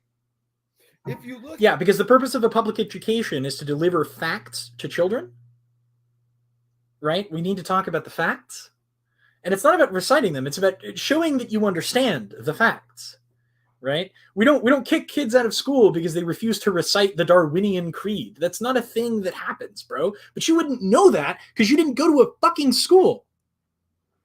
If you, thank God I live in Texas and I can homeschool my kids.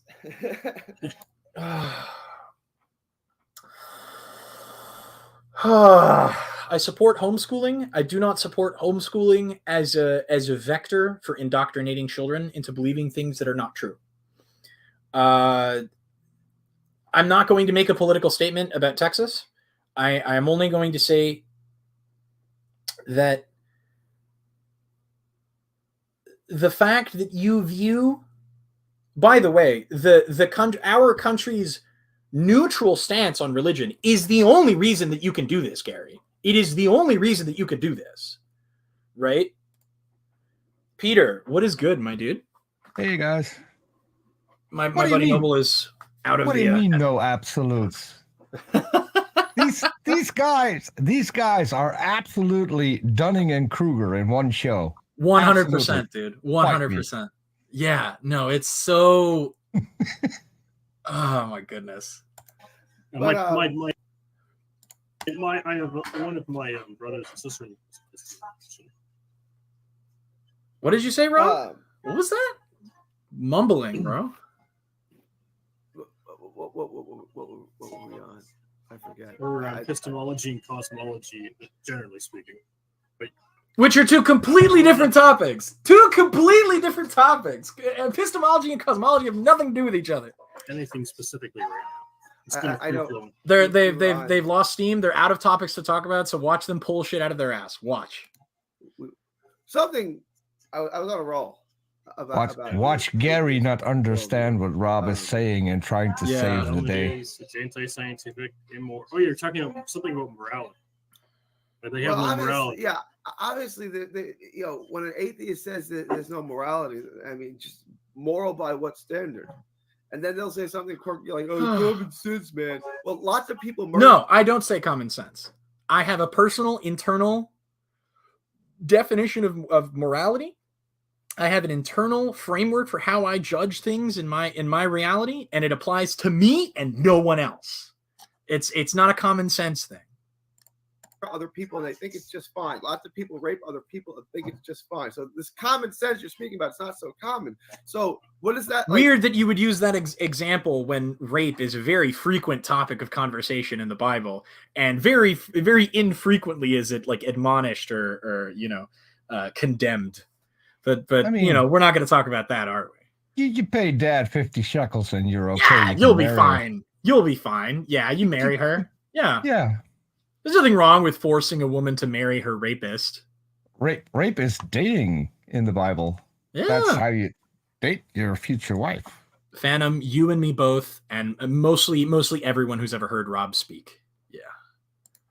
And why would common sense matter? Why would that be the moral standard? Nobody says that. Nobody says that. Anything. I mean, ultimately, nothing matters. Meaning and purpose, and what matters is you get to define that. That's the magic of it. You get to define and determine what matters to you, and other people get to determine what matters to them. That's the cool part about being an individual. You can't, but like you said, they don't believe their own religion. They don't. Well, maybe because it's not a religion, Rob. And this is why, like, if you're arguing with someone who doesn't actually believe what they're saying, where is this going to go? Nowhere good. Well, that's what we're watching. Yeah, that's what we're watching. That's literally what we're watching here. You don't believe what you're saying. You're talking about morality, sitting there with a guy who sends women dick pics. I mean, yeah. And I mean, Gary's no saint either, right? We know full well the kinds of horrible things that he talks about and believes. Neither of you are moral, as far as I'm concerned. I don't know about anybody else's opinion of you guys, but Gary's really happy that there are lots of sexy women on Twitter. Oh yeah, no, he seems really hyped up about that. Your daily reminder, Gary, that your likes are public and we can all see it. Yeah, and we can see you. Yeah, being completely mesmerized with boobies in a tight shirt. We can watch your hypocrisy in real time, Gary. That's how wonderful the internet is. They're just saying things to say things.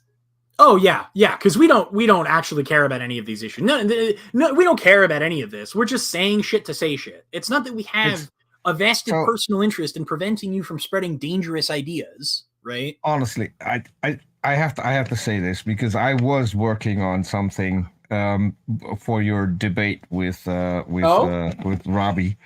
I wanted you I wanted to help you set up OBS, and then in the background, you would have a cooking show on loop while you're debating, so Gary has something to look at, you know. But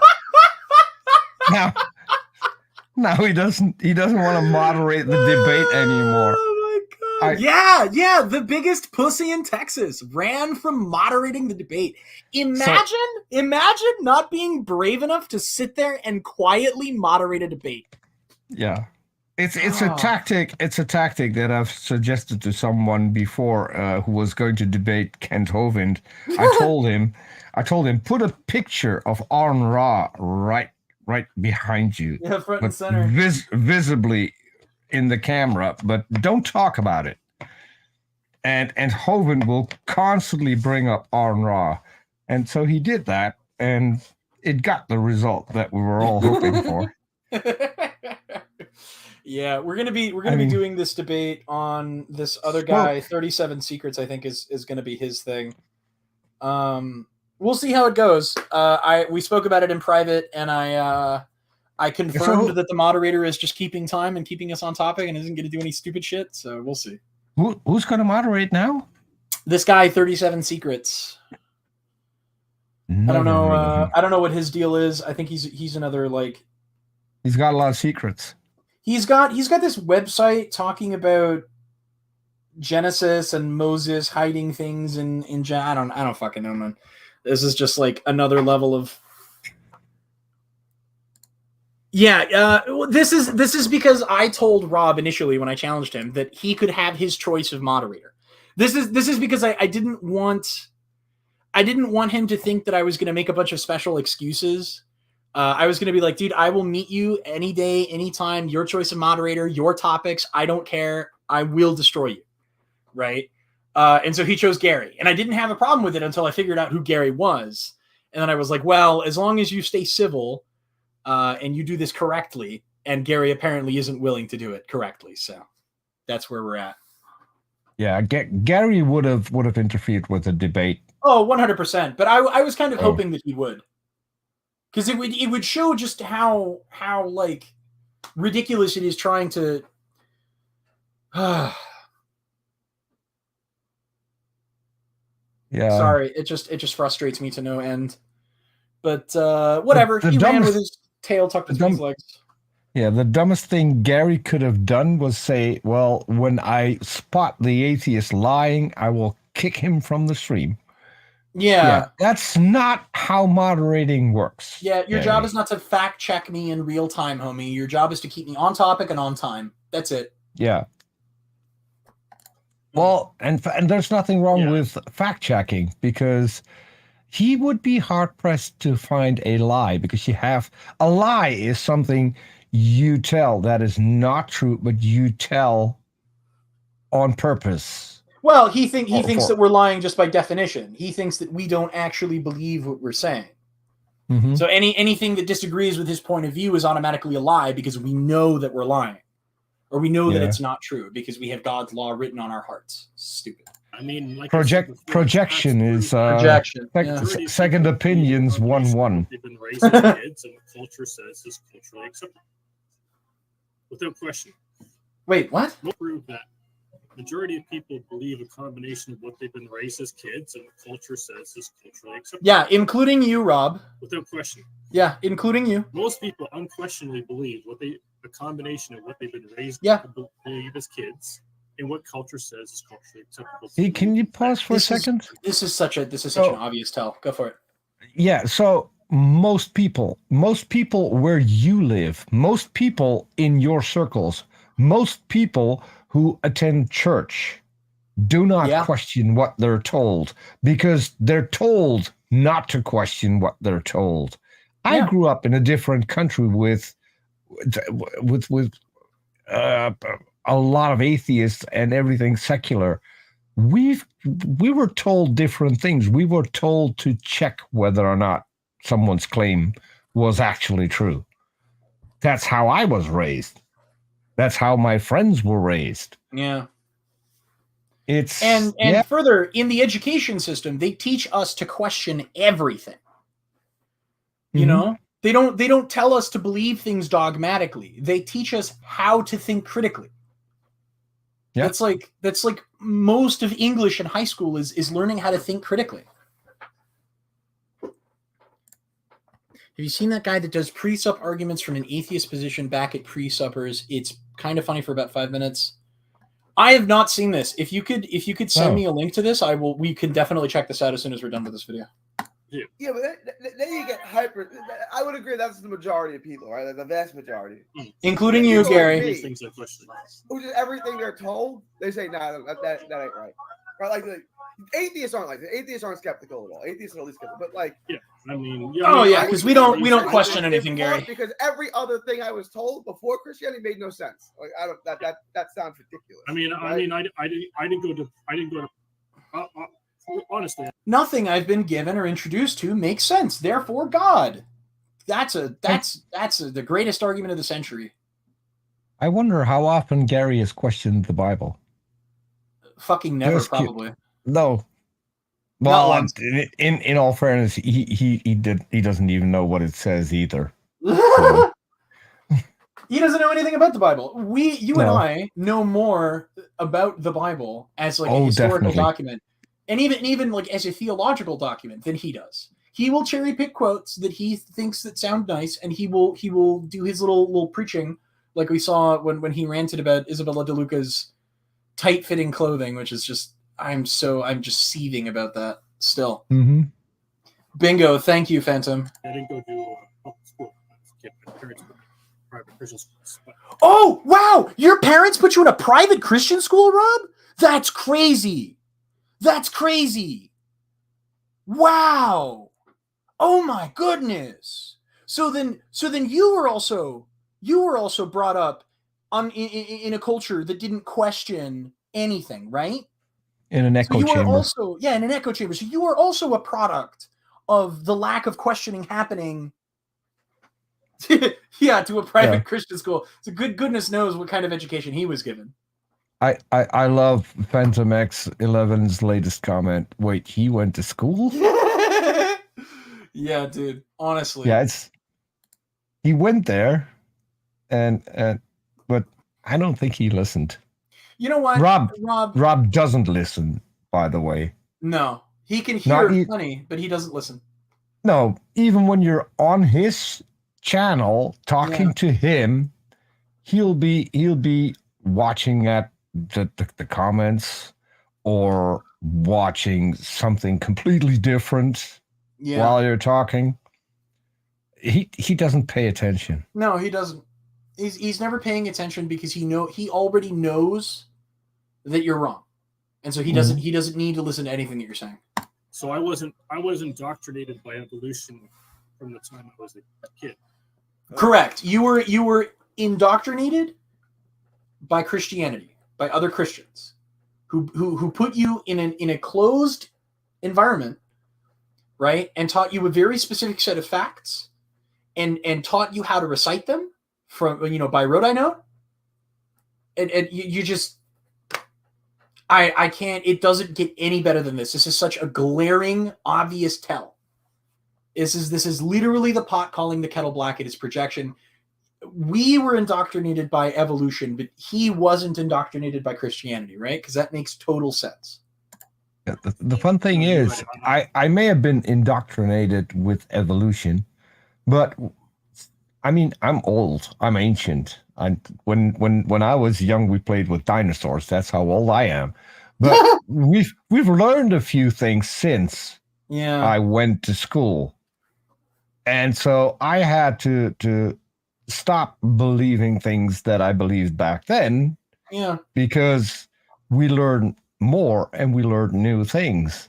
Yeah. So, and that's the magic, right, of the skeptical worldview is you get new information. We were talking about this earlier. You get new data, you get better information that more accurately explains something, and you can just abandon your old beliefs in favor of what is more accurate, right? Yes. And Christianity doesn't do it. A fun fact, education doesn't stop when you're out of school. Yeah. Education continues into your adult life. Not that these guys would do anything about it, right? No. No. I mean, maybe Rob could argue that he technically does have a degree from a private Christian university. Whether or not this is, this counts as education, because he's got a what is it? Is in youth ministry. He's got a BA in youth ministry with a minor in English. So I'm not sure that he learned anything except how to further indoctrinate other people. Just I mean, it's so sad. And this is a pet peeve of mine. Look at the logo, Fort Worth Crosstalk. So this guy pretends that he's some kind of news outlet, and he can't even stream. He doesn't know how a green screen works. He doesn't know. He's got the posters in the background peeking out behind him. Yeah, I mean, this is a level of amateurism when it comes. I mean, I'm not going to sit here and be like, you guys aren't professional. I've got the least professional setup here. Hold on. I want to comment on that, because you regularly post short clips of your conversations with Robbie.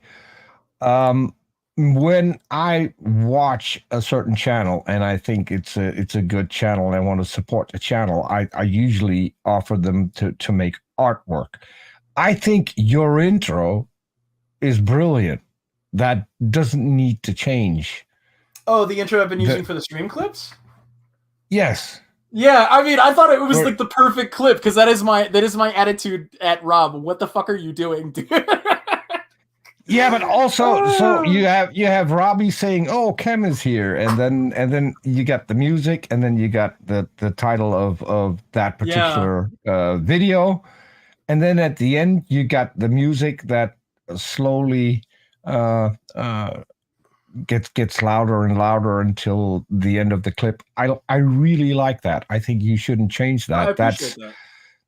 I mean, this is definitely someone who's putting some work into what he's doing. Yeah. So maybe one day for the live shows, I can make you an intro if you're happy with that. I mean, I don't know if you've been seeing my intros recently. I just throw music on in a video and I'm just like, I'm good. Because this is usually the streams are super impromptu and casual. So I'm not giving too much effort into it. The video is only because I want them to be digestible. They're cut down into pieces and annotated and stuff. And I even correct myself when I notice that I've said something incorrect. I like when you use digestible, because in all fairness, you can only take so much of Robbie before it becomes undigestible. So, Yeah, you really have to like, you have to break it down into pieces, right? And the conversations, they go into such, they flow very, very quickly, and you start on one topic and you end on a different topic. And so I figured that the best way to just be like chop it into pieces as we move from subject to subject. And that's just because I'm trying to make sense of all of it, right? Staying on topic with Robbie is really, really hard, because when you use an analogy, he will focus on the analogy and completely lose the whole point of the case. Yeah. So you have to be careful with that too. I You mean, can't make analogies. I've tried to like the favorite one, and I know we were talking about it with Brainless or Brain Dead Faith on Twitter. The stovetop analogy, right? And so he goes and talks about that, and I'm just like, well, this is malformed, right? Let me break down why this doesn't make sense. And he just flat out rejects it. He doesn't understand why the analogy doesn't work, and he just insists that he's correct. As if the analogy itself is truth, and there's no way to refute it. Phantom wants to know if you know about the Robception reaction video. No.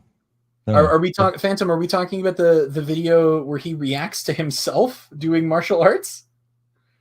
I have not watched it, but I did see that stream, and I thought it was hilariously stupid. Signs of the narcissist. I'm watching, right? Yes. I mean, listen, man, I will sit and review my streams, right? And the conversations I have with other people. That's fine. I'm not going to sit here and stream me reacting to myself. That seems really weird. Although Mark surprised me the other day when I hopped on his stream, and he was like, "Hey, man, we want to review your conversation with the Proverbs guys." And I was like, "Oh, okay. We don't have to, but sure."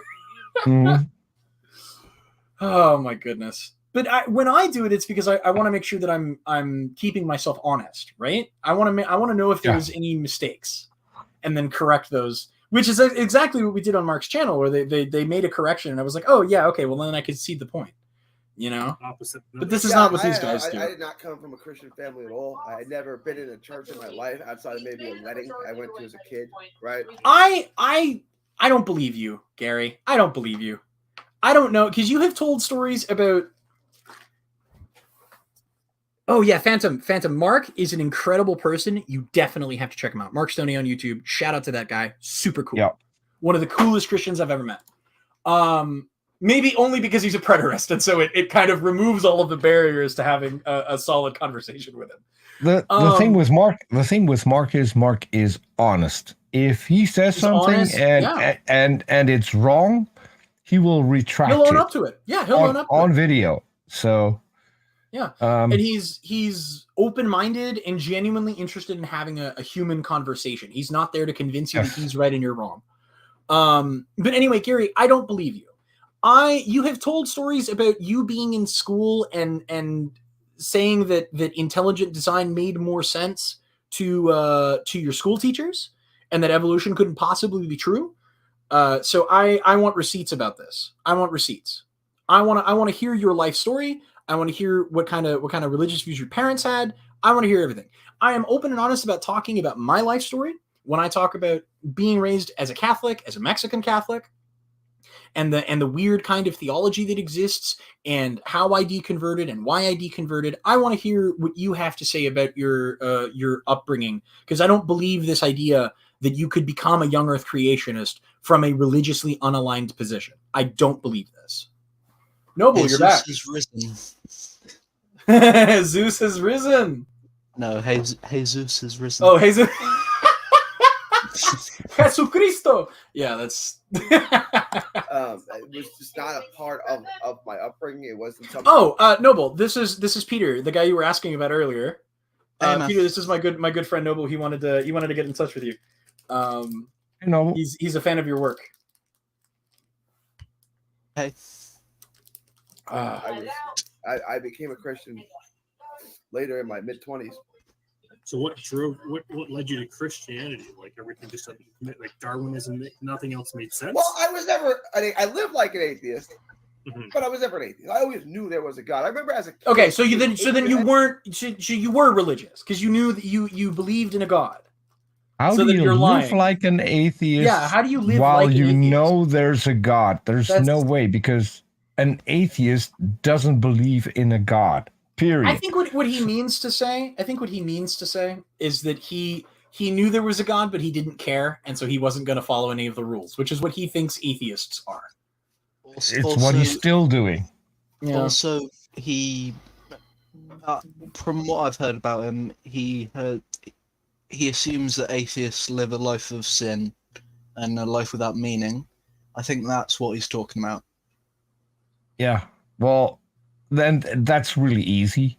We don't live a life full of sin because we don't have the concept of sin. Yeah. So, and also like meaning, like I don't live a meaningless, purposeless life. I just create my own meaning and purpose. I'm just trying to represent him in his best light. Yeah. Oh no, I get you. I got that too. But so yeah, this is not how that works. And the meaning of life, you give your life meaning. You try to do something maybe for other people that will help out. Do the things that you think are right. Yeah. Try to leave the world a better place than it was when you entered it. That's, I think, still good meaning. Yeah, as if you couldn't arrive at this conclusion without necessarily believing in a God. It's just a ridiculous proposition. It's contrary to believing in a God, because all they care about is when it ends, because that's when the party starts, right? Because that's when you get eternal life. So this life doesn't mean anything to you.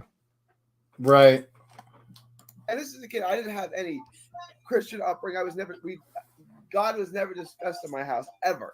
And I remember being 8 years old and praying to God on different things. Weird. How does an 8-year-old learn to pray, having never gone to church and having never been introduced to the concept of a God? Please, Gary, explain. This distinctly.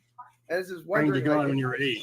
Yeah, being a kid, and saying like, how does you obviously you had intellectual curiosity when you were a kid. Yeah. What? I remember thinking, this is an 8-year-old thought. Like, if there's one God and me and like billions of other people, how does God have time to listen to my prayer? Like, is there like a lot of time that I'm only allowed to pray? But that's intellectual curiosity. I can't grasp how big God is. Yeah. That is and intellectual. his critical thinking hasn't improved since he was Yeah, exactly. I was about to say, like, this is actually resorting to God is so big that I can't understand him. Is intellectual curiosity. I don't. I shouldn't make fun of him. He sounds like he's disabled. Like, I'm not trying to be mean. He does. Yeah. Your words, not mine. I mean, he does have a very low IQ, but for the most part, that's not even a problem, because you can have a low IQ and still have the need to learn things and the will to learn things. Yeah. So, you know how I know that Gary has a low IQ? Because he constantly talks about other people's IQs as if IQ fucking matters. Yeah, it doesn't. It doesn't. We're already past that. Your IQ doesn't matter. It's what you do with that gray mass in your head. If you don't do anything with it, you can have an IQ that's off the charts and still be a stupid dumbass. So, oh my god, yeah. I mean, from my understanding, IQ is just problem-solving ability, and it's generally, IQ is quite a flawed scale because it takes into account time, which can vary significantly, and it isn't the best marker for intelligence. Yeah, no, exactly. Intelligence can be measured in lots of different ways. IQ is just one way to do it. Mm-hmm. Right, but Sure. from an 8-year-old, right? Like, you can't grasp that God is bigger than your dad, right? Like my dad can only talk to one of us or two of us at a time. You can't talk to, Right. So it's like Eight there's billion all these people. billions of people, and I'm like in my head, I'm trying. Well, people in China are sleeping right now, so they would. But yeah, that's why when atheists say everyone's born an atheist, I was like, no, I think that's quite the opposite. Yeah, I think everyone's born a theist. Please show me a newborn baby praying to God. Yeah. Please show me. Present me with a child that has never been presented with the concept of a God, and let's see if they believe in a God. Yes, I think you know God. Like I said, I didn't grow up in a family that ever discussed God. I remember as an 8-year-old kid praying to God. I always knew there was a God. I just lived like Gary invented prayer, all on his own. Yep, 100%. And then he found Christians, and he thought they're doing the same thing I do. He's the second Phantom. coming. was it when I was working for a greenhouse, like, 17 years old or so. My boss at the time said, "There's no such thing as true atheism." I had no idea what he meant by that when I was 17. I had figured later in life, actually 2 years later when I was in college, I said to someone, "There's no such thing as true atheism." It kind of came to me then, Lord, because whatever you put your trust in is your God. Like, oh, okay, that makes sense. No. What? Yeah. No. Yes. No, it's not. What? Whatever you put your trust in is your God. Yeah, no. There's a God a God is something specific, right? It's an agent that can do things. 9 out of 10 times it's supernatural. It can suspend the laws of physics, for instance. It can suspend time. Whatever you put your trust in, if I need to have surgery and I put my trust in my surgeon because he explains the procedure to me, this is how we're going to do it. I can, if I want to, I can check his credentials. I can check where he went to school, where what his qualifications are. I can check all that. He doesn't become my God, not even when he cures me. If I put my trust in Peter, does that make Peter my God? And further, if I put trust in myself, does that mean we have to talk I'm about my own God? tithing? We have to talk about tithing. I just found a great way to make money. I'm God, and I'm cutting out the middleman. So don't pay the preacher. Just pay you directly. Yes. Yeah, Oh, and when I'm done with you, drink this Kool-Aid. Yes, that too. Sorry, It was that's a bit. Flavor Aid. It was Flavor Aid. So It's a basically, bit of an or another American way, thing, though. whatever is at the top of your hierarchy of values, that's for all intents and purposes, that's your God. Right, and atheists get this. You get this with atheists all the time. You'll say, "Well, there's whatever, pick a number," and they'll say, "There's whatever number of gods." No, well, not if you're defining God the way that I am, right? What you're designed, what you're Wow. Yeah, no. The only God that exists is the one that I define to be God. Yup, definitely. Because people who prayed to Zeus in ancient Greece didn't believe that he was a god. That's amazing. defining, what you're qualifying is creations, part of the creation. I'm talking about the God over there who created that, right? So if you say Thor is God, no, someone created Thor. Okay. Exactly. Does No, someone it's not named Thor ever exist? Maybe, but I have no idea.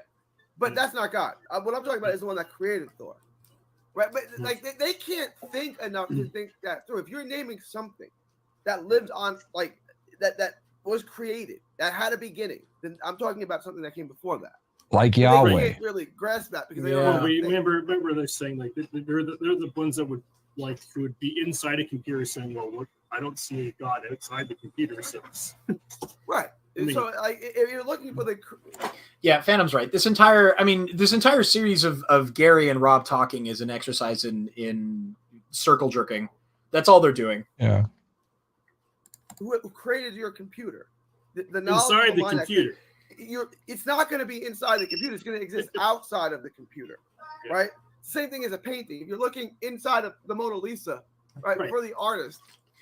Yeah, well, that's because the computer and the painting are man-made objects, and the universe is not a man-made object. Outside the painting. But again, it goes back to what we were saying before. They have zero intellectual curiosity, and they're fundamentally unserious people. And it's still, atheism hasn't produced one good thing, right? As far as I know. And it never will. No. Because there is no good, and B, because these are fools that don't believe what they're saying. And the thing is, like you said, there's no such thing as good or bad in atheism or morality in atheism. Yes, there is. Again, morality. Just because some atheists are moral subjectivists does not mean that all atheists are moral subjectivists. First of all, some atheists are moral objectivists. I don't know how they arrive at this position, but they do, right? But this idea that we cannot define good is insane. Like, I define good based on what I experience in my life. I have my personal definition of good. But again, this is pretending that people who don't believe that atheism, right, is this monolithic institution that acts of its own volition instead of just a collection of individuals who all share a lack of belief. Yeah, and the fun thing is, what is good and what is bad is decided by yourself. And then as a society, you adopt those ideas and make them into law. That's why we no longer have slavery, but in the Bible, that's just fine. You can buy your slaves from the countries around you. Yep. Yeah, because that's the true moral God there. That's that's your absolute standard of morality there. Just openly supporting slavery. And in Deuteronomy, you can beat your slaves unless they don't die in the first 2 days. Yeah. And if they die on the third day, it's, again, not a problem. You're not going to be punished. So, yeah, beating up other people and passing them on to your children as an inheritance because the slave is your money. Yeah, all that's fine with your God.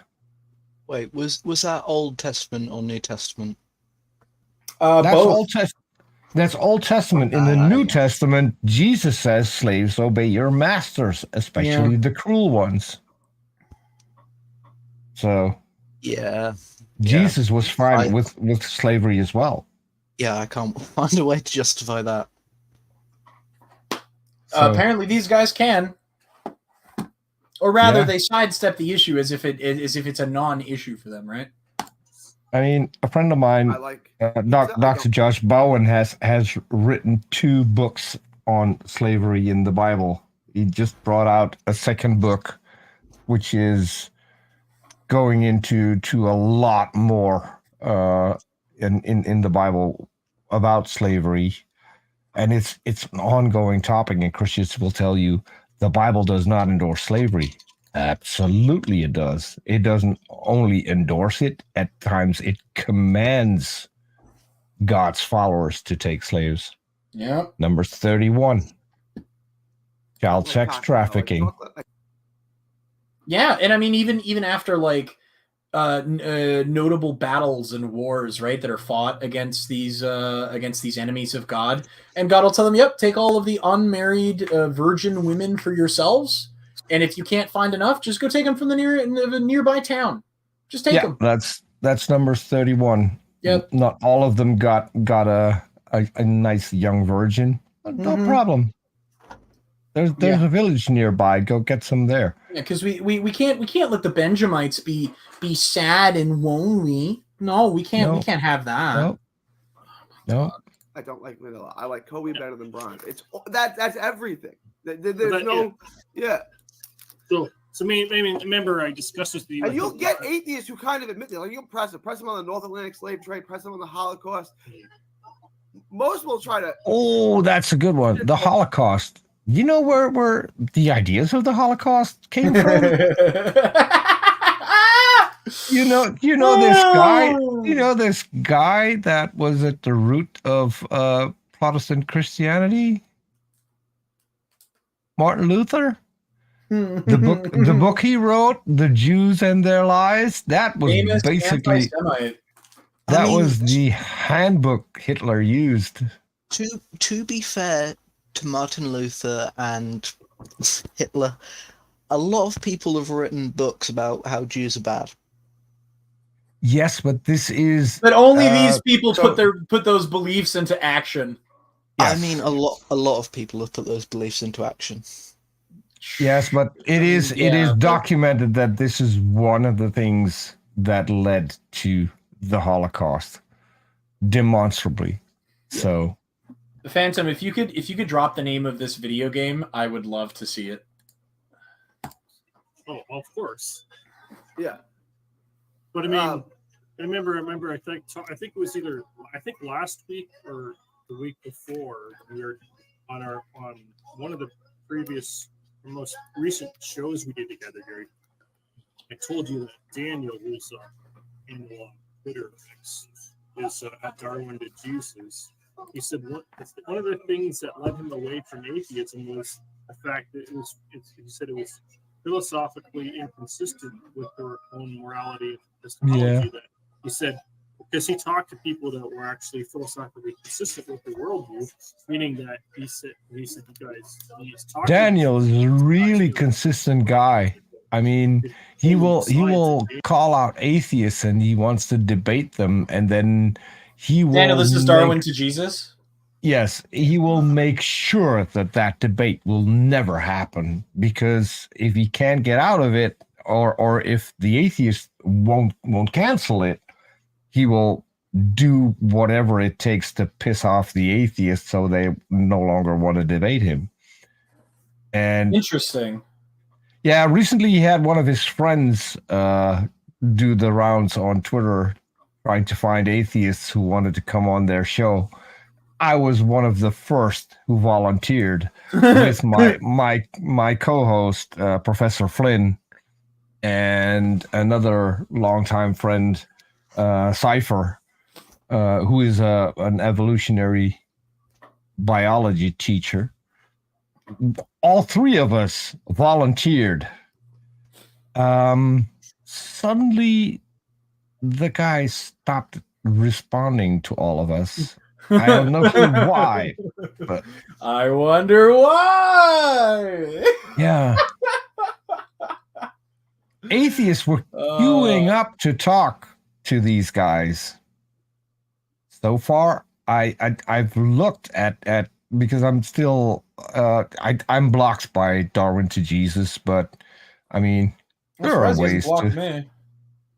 ways to just check their accounts. I mean, Rob is following me on Twitter. I mean, he doesn't know it's me, but he's following me.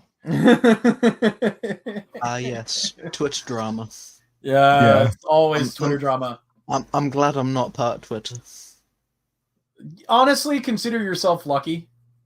I hate it there. Well, it's gotten worse and worse and worse, and I'm on Blue Sky as well, which is basically Twitter, but it's still it lacks a few things. You can't DM, you can't share videos. They recently opened it up so you can actually share GIFs. Hilarious. But the reason that I'm still on there is because it just helps if you're doing stuff on YouTube and you can send out a tweet, then your followers will know, hey, there's a show coming. So it helps, and it did help.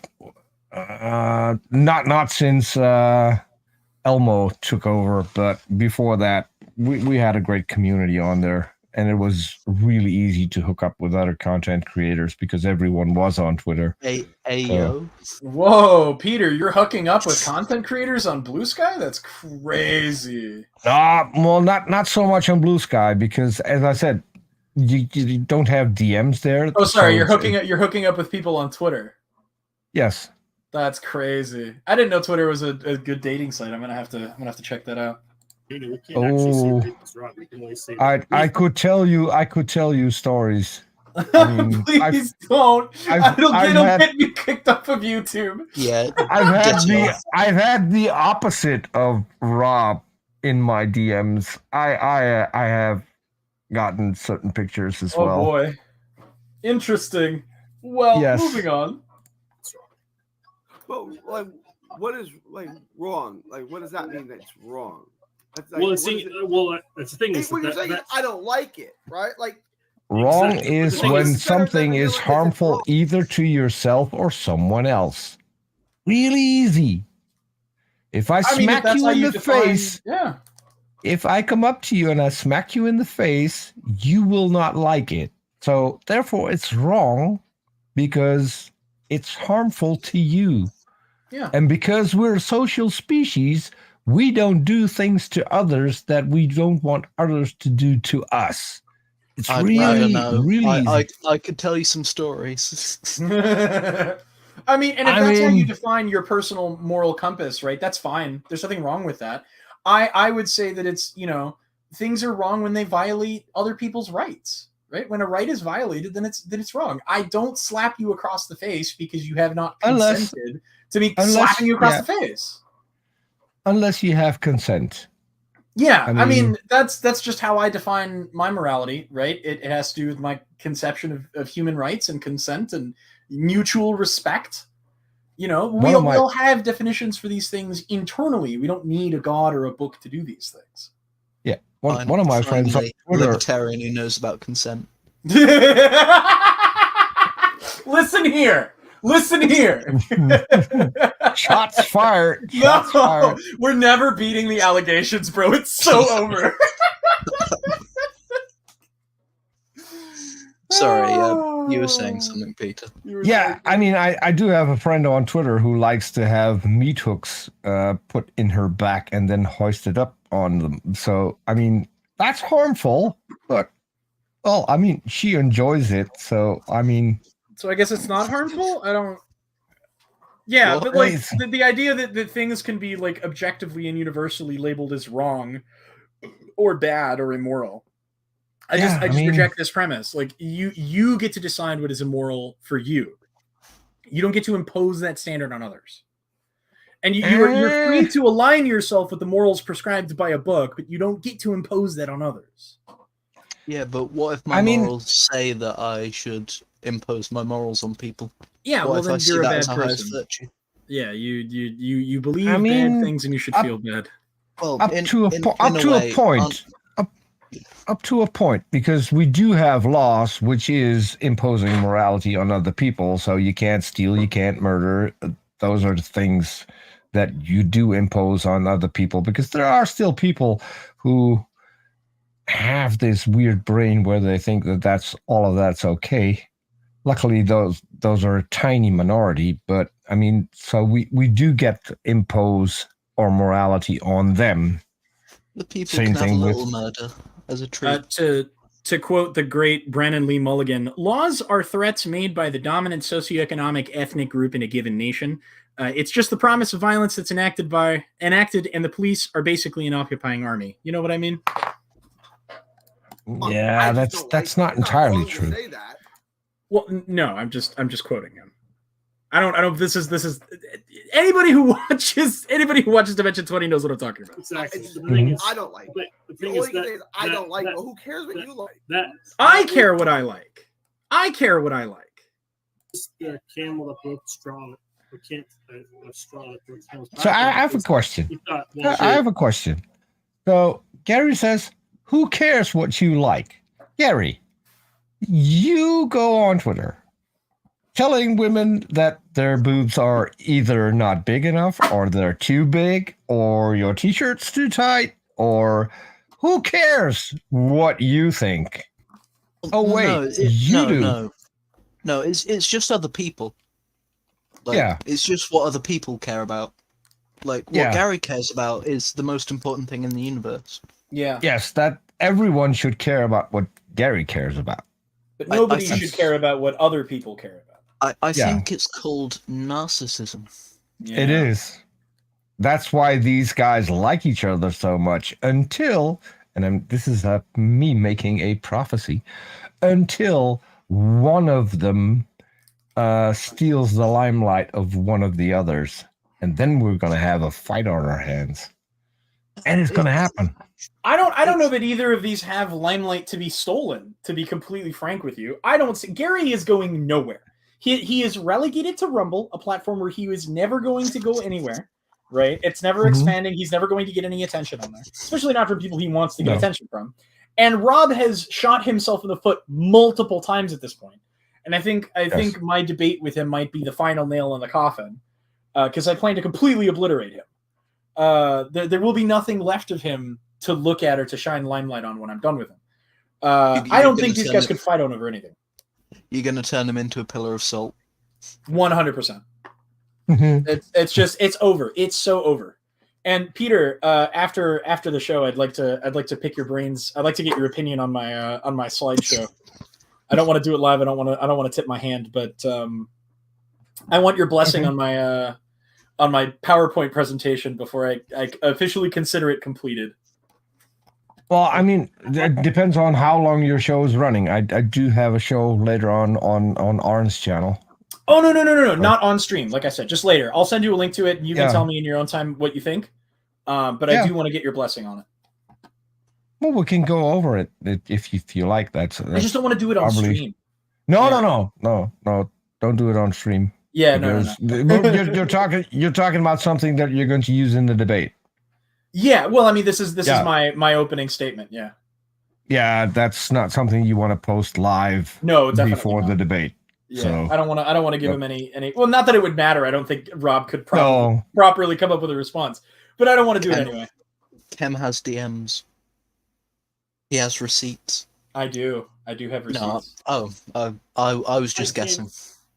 I have so many receipts. If our worldview can't even say that something as horrendous as rape is wrong, objectively wrong, then he realized that he was being hypocritically inconsistent with his own epistemology worldview. It's like, well, how can I hold to this worldview when my worldview doesn't even allow for any kind of morality? Oh, maybe your beliefs about rape are subjective then. And maybe the objectivity comes from everybody sort of agreeing that rape is wrong. Right? Hey, maybe it doesn't have to be objective. Maybe you could just not like something. Here's a counterpoint. Maybe you should not convince them that God isn't real. Hear me out. Because it might be the only thing keeping them from... Maybe they're projecting what they say atheists certainly. Are. If your belief in a God, if your adherence to a religion is the only thing that's keeping you from doing bad things, you're a psychopath. You're a bad person. And I want to expose that for everyone else to see. But more sociopath, because sociopaths are less intelligent. Right. Why rape would be wrong in an atheistic worldview? Like, why would it be wrong? It could produce more people, which could keep the species going. Right? What? Like, hypothetically, if there was only one woman left and that woman decided to be celibate, wouldn't an atheist worldview be that you should? No, under no circumstances, absolutely not. Holy shit! See what I'm talking about? Yeah, like, you've got some criticism there from Phantom. Okay. Wouldn't that be? I'm being serious. I know. But wouldn't that be their worldview? No. Yeah, but my point is that kind of question, and I think within a week or two later, he talked to another atheist. It's fine. They said, Daniel, if you keep asking these questions, you're not going to be an atheist. Within a week or two, he gave his life to Christ after. Yeah. If you really start to question atheism, you won't be an atheist anymore. All right, Rob, I appreciate your time. We'll be back next week. Oh, my God. Wow. What a roller coaster. Amazing. They think that we're just cool with rape because we have nobody to tell us that rape is wrong, and we can't come up with reasons to not like rape on our own. Let's look at this. Let's look at this video that Phantom sent me. I do want to see how atheists use presuppositional arguments. Thank you to Phantom for sharing this. Let's check this stuff out. Enoch, do you reject the self-evident truth of our shared naturalistic, atheistic reality that's been revealed to all of sound mind through both natural and special revelation? I don't know what that means. But That's Taco. you just Yes. Harold, What the fuck? What the actual fuck? That's a is great going on? opening. Yeah, this is atheistic presuppositional apologetics. But just what the fuck is going on in that thumbnail? What are you supposed to focus on? It's very noisy, yeah. Newbie, I don't think you even have a fucking. I don't think everyone here has an actual definition that would each match up He with does. what you guys are all talking about. It doesn't Yes, make match the No definition. way. I'm finished. I can't spell, just so you guys know.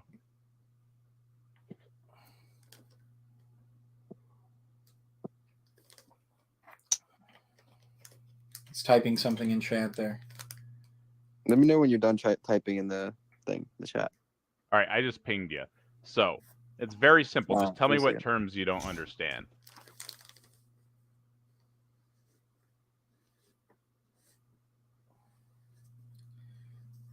Do you reject Ex- the self? Explain every term. Absolutely. I was hoping you would ask. So do you understand what do means? Yeah.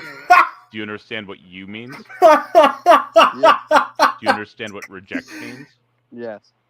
Do you understand what the means? Yeah. The Do you understand pettiness! what self-evident means? The pettiness! Effectively undeniable, obvious to just obvious, right? Do you know what truth means? Yeah. Do you know Yes, what yes, of yes. means?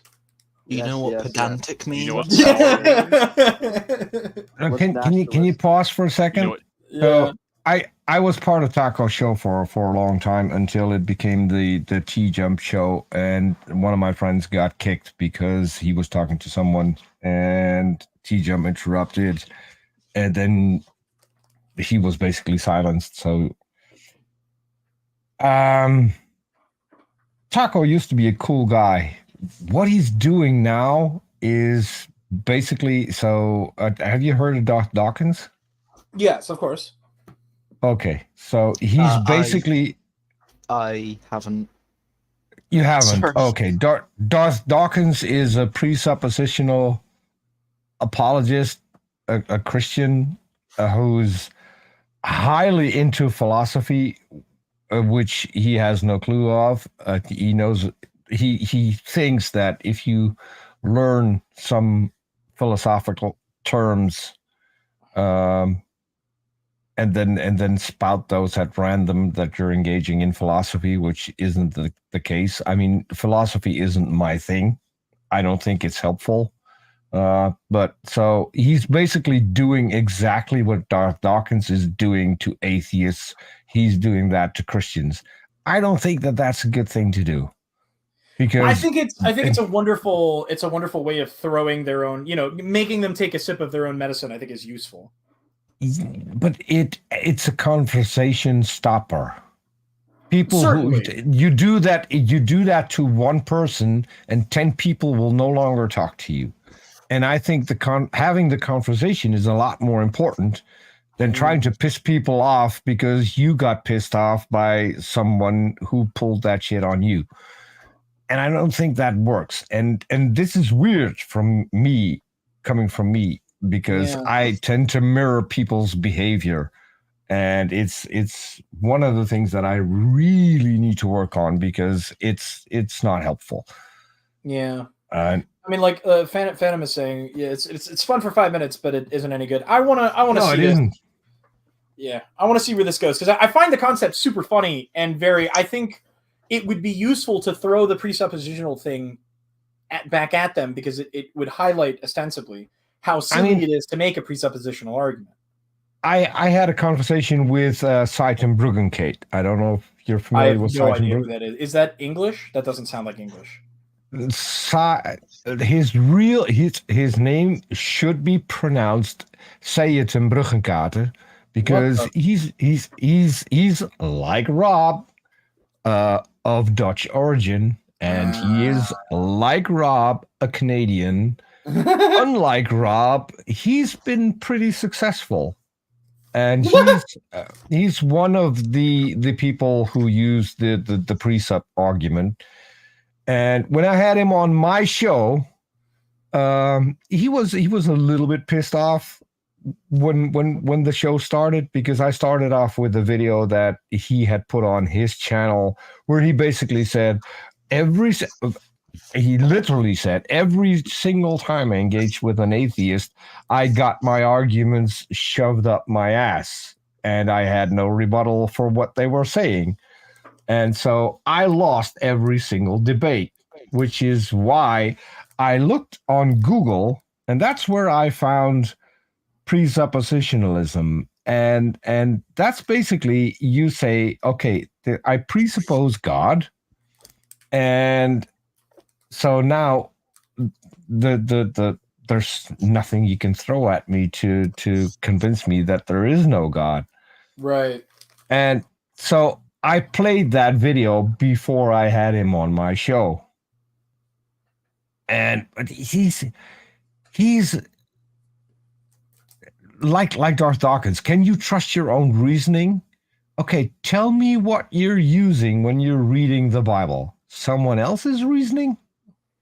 Are you using someone else's eyes to read the words? Are you using someone else's brain to interpret what you read? Yeah. How does this work? And then they will say, yeah, but I can trust my reasoning because I was created by the Almighty God. Well, that's all fine and well, but if you're right, I was too. Right? Because everyone then is created by your Almighty God. So I can trust my reasoning and I can figure out that you're full of shit. Fair enough. So now what? Let's see where this I goes. mean, What shared means? Yes. Do you know what naturalistic means? No. So not supernatural, basically physical, right? Yeah. Okay. Do you know what atheistic means? No. You don't see like gods walking around on a day-to-day basis. Yeah. that's not atheistic. Do you know what reality Atheistic, means? it's like you don't believe in God. You don't believe that there's a higher power. The problem with reality all means? of this is Yeah. he's asking them, do you know what this means? Do you know what? But no one gets to say what it means. And while the guy says yes to every single question, it could mean that what he thinks it means is completely different from what you think it means. Yeah, So, it would be easier to start talking about definitions here instead of yes, do you understand what this word means? there's an ongoing problem for Aaron Ra, because he said in a video that rocks are atheistic, and then people thought that what he actually said is that rocks are atheists, which isn't what he said. Right. Hey, just a question: is that Hunter Biden or is that Jeffrey Epstein? That is Jeffrey Epstein. Okay. Yeah. Sorry. So, asking people, do you know what atheistic means? And then you yourself say exactly the wrong thing, what it means. Yeah. That's a problem. Do you know what that means? Yeah. Do you know what... Oh, it just moved. Has means? Yes. Do you know what been means? Yes. Come on, get it going. Do you know what revealed means? Come on, I'm not doing this. Do you know what to means? Do you know what all means? What other terms do you have problems with? Get on with it. I don't know, man. I don't know what's going on here. Do you know what natural revelation means? Bro, yes, come on, just keep going. What are you saying? So natural revelation, I will clarify. Natural revelation is sense datum. Special revelation is reason. Any questions now? Can you please go in the chat and type it in kindergarten terms so I can reference it? This is what you get. I already get Yeah. pissed off when people say So, do you datum reject instead of Self-evident data. truth of our shared naturalistic atheistic reality that's been revealed to all of sound mind through both natural and special revelation?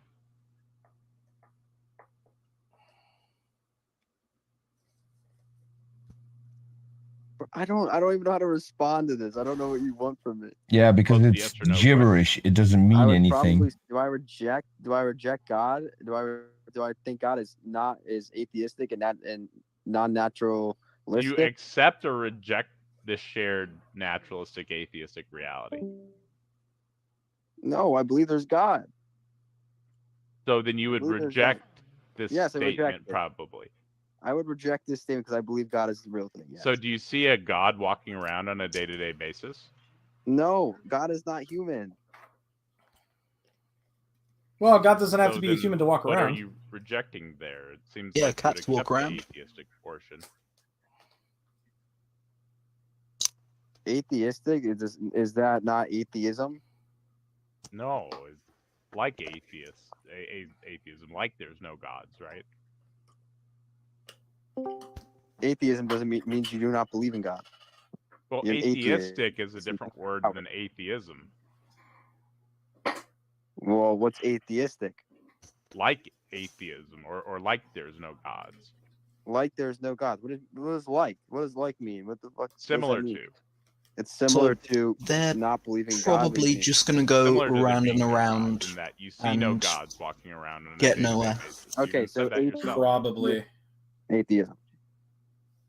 I just Well, no, want to see where atheistic he's is a going with different this. word with a different meaning. Yeah, okay, yeah. Conjugation.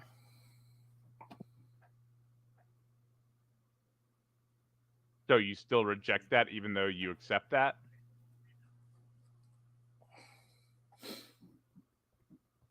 I can accept the fact that there is no God walking around on Earth.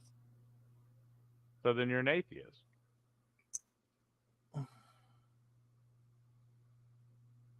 That's just stupid. No. If you don't not? think that a god is walking around on Earth, you're not an atheist. Yeah, Because you can still believe in a god who doesn't walk on Earth. I mean, Muslims I think are a maybe very what good he's- example. Yeah, I think maybe what he's getting at is that, like, do you accept the idea that there are no gods, like, in our material reality? Right? But that would just push Enoch, this guy Enoch, into believing or rather, affirming a belief in an immaterial God, which changes the nature of the question. Yes. Because now we have to define what immaterial means.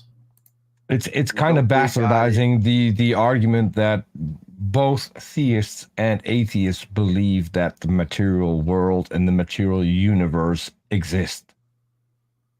That's something we both can see and test, and we can do whatever we want to do to figure out whether or not it's real.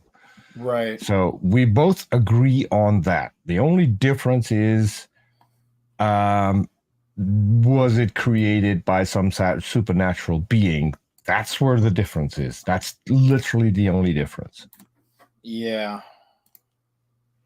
And you don't have to come up with an alternative I don't or a agree, god. I don't agree with your statement because God's not human, and we can all clarify this, and this is everybody understands that.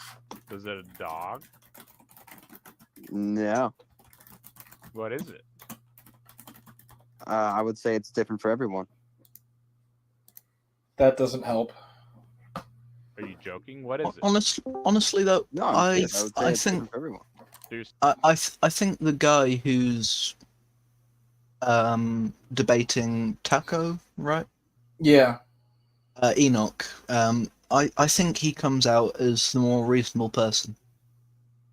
Yes. Like, even if you think he's wrong, he's not being a cunt. No. He's if this was a formal debate, he would be winning the debate. I'm not sure Sorry? He makes more sense than Taco at this moment. Yeah, just Because spewing about.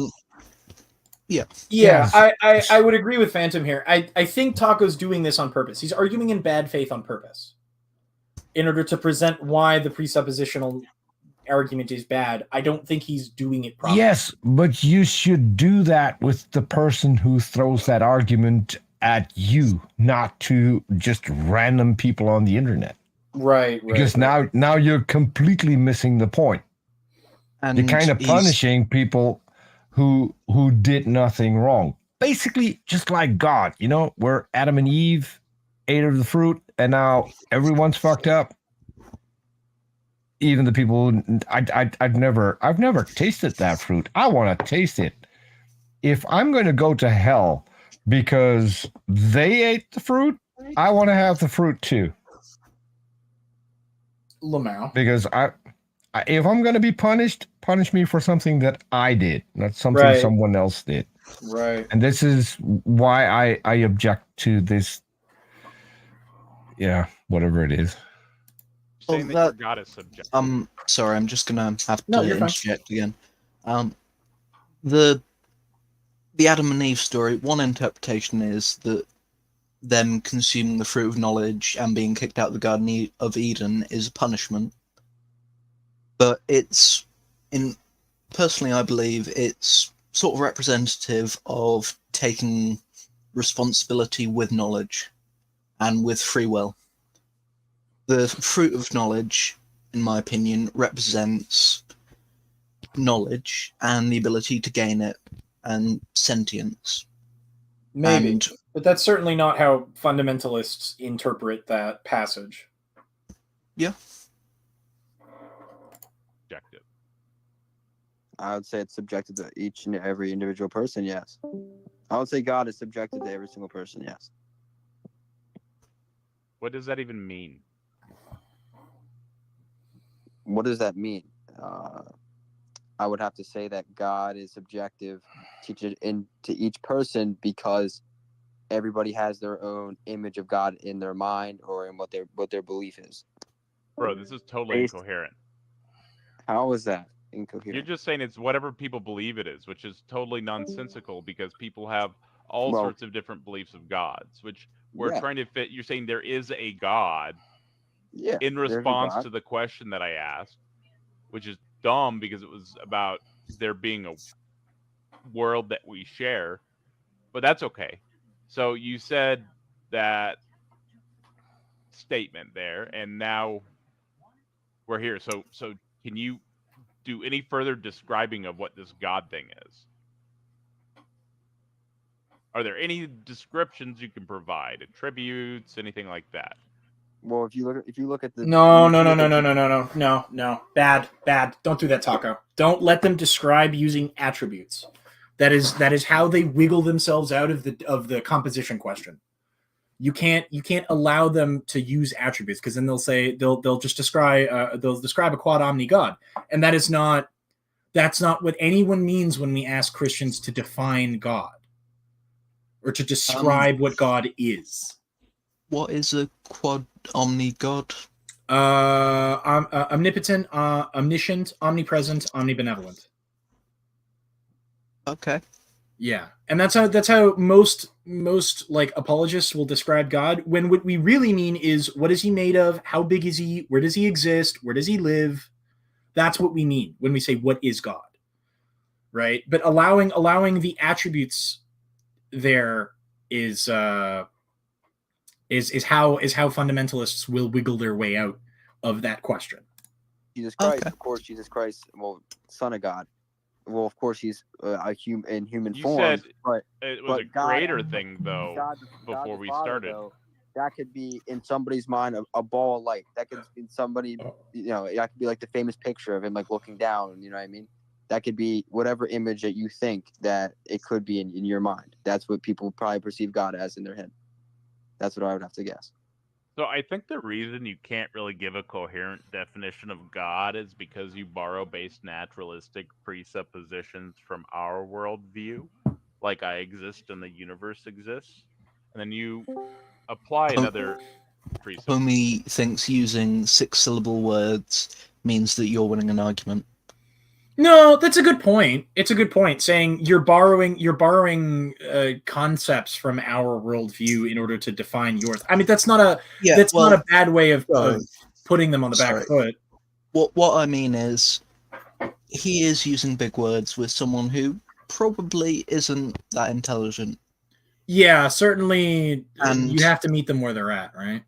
It's certainly disingenuous, and you do have to meet them where they're at, using common language and common parlance, meeting them at the field of battle rather than drone striking them. Right. You're right, Peter? Yeah. Peter, you good?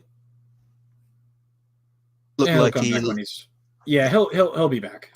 Position that a god exists, which is totally incoherent and nonsensical, and you immediately lose the Occam's razor battle. It's like putting on a pair of rose-tinted glasses, obfuscating your views. I'm good. For some reason, my OBS crashed. I have no clue what happened. Oh, no worries. You borrow things like but I'm back. and you probably call it the uniformity of nature or something similar, or regularity, something like that, right? And you use this to have a little bit more intelligibility, right? But what happens is when you apply the theistic stuff to that, it adds on another layer of rose-tinted glasses, right? And so you keep doing this all the way down the line until eventually it becomes totally obfuscated outside of the local scale, right? So you're able to have like conversations like this, but when it comes to these grand scale conversations where we're trying to talk about stuff that we think exists, like earlier, you had said that you thought that the universe came from nothing in science, right? And nobody says that, right? And so part of that is the obfuscation that's been created by the incoherencies that you apply to your worldview, right?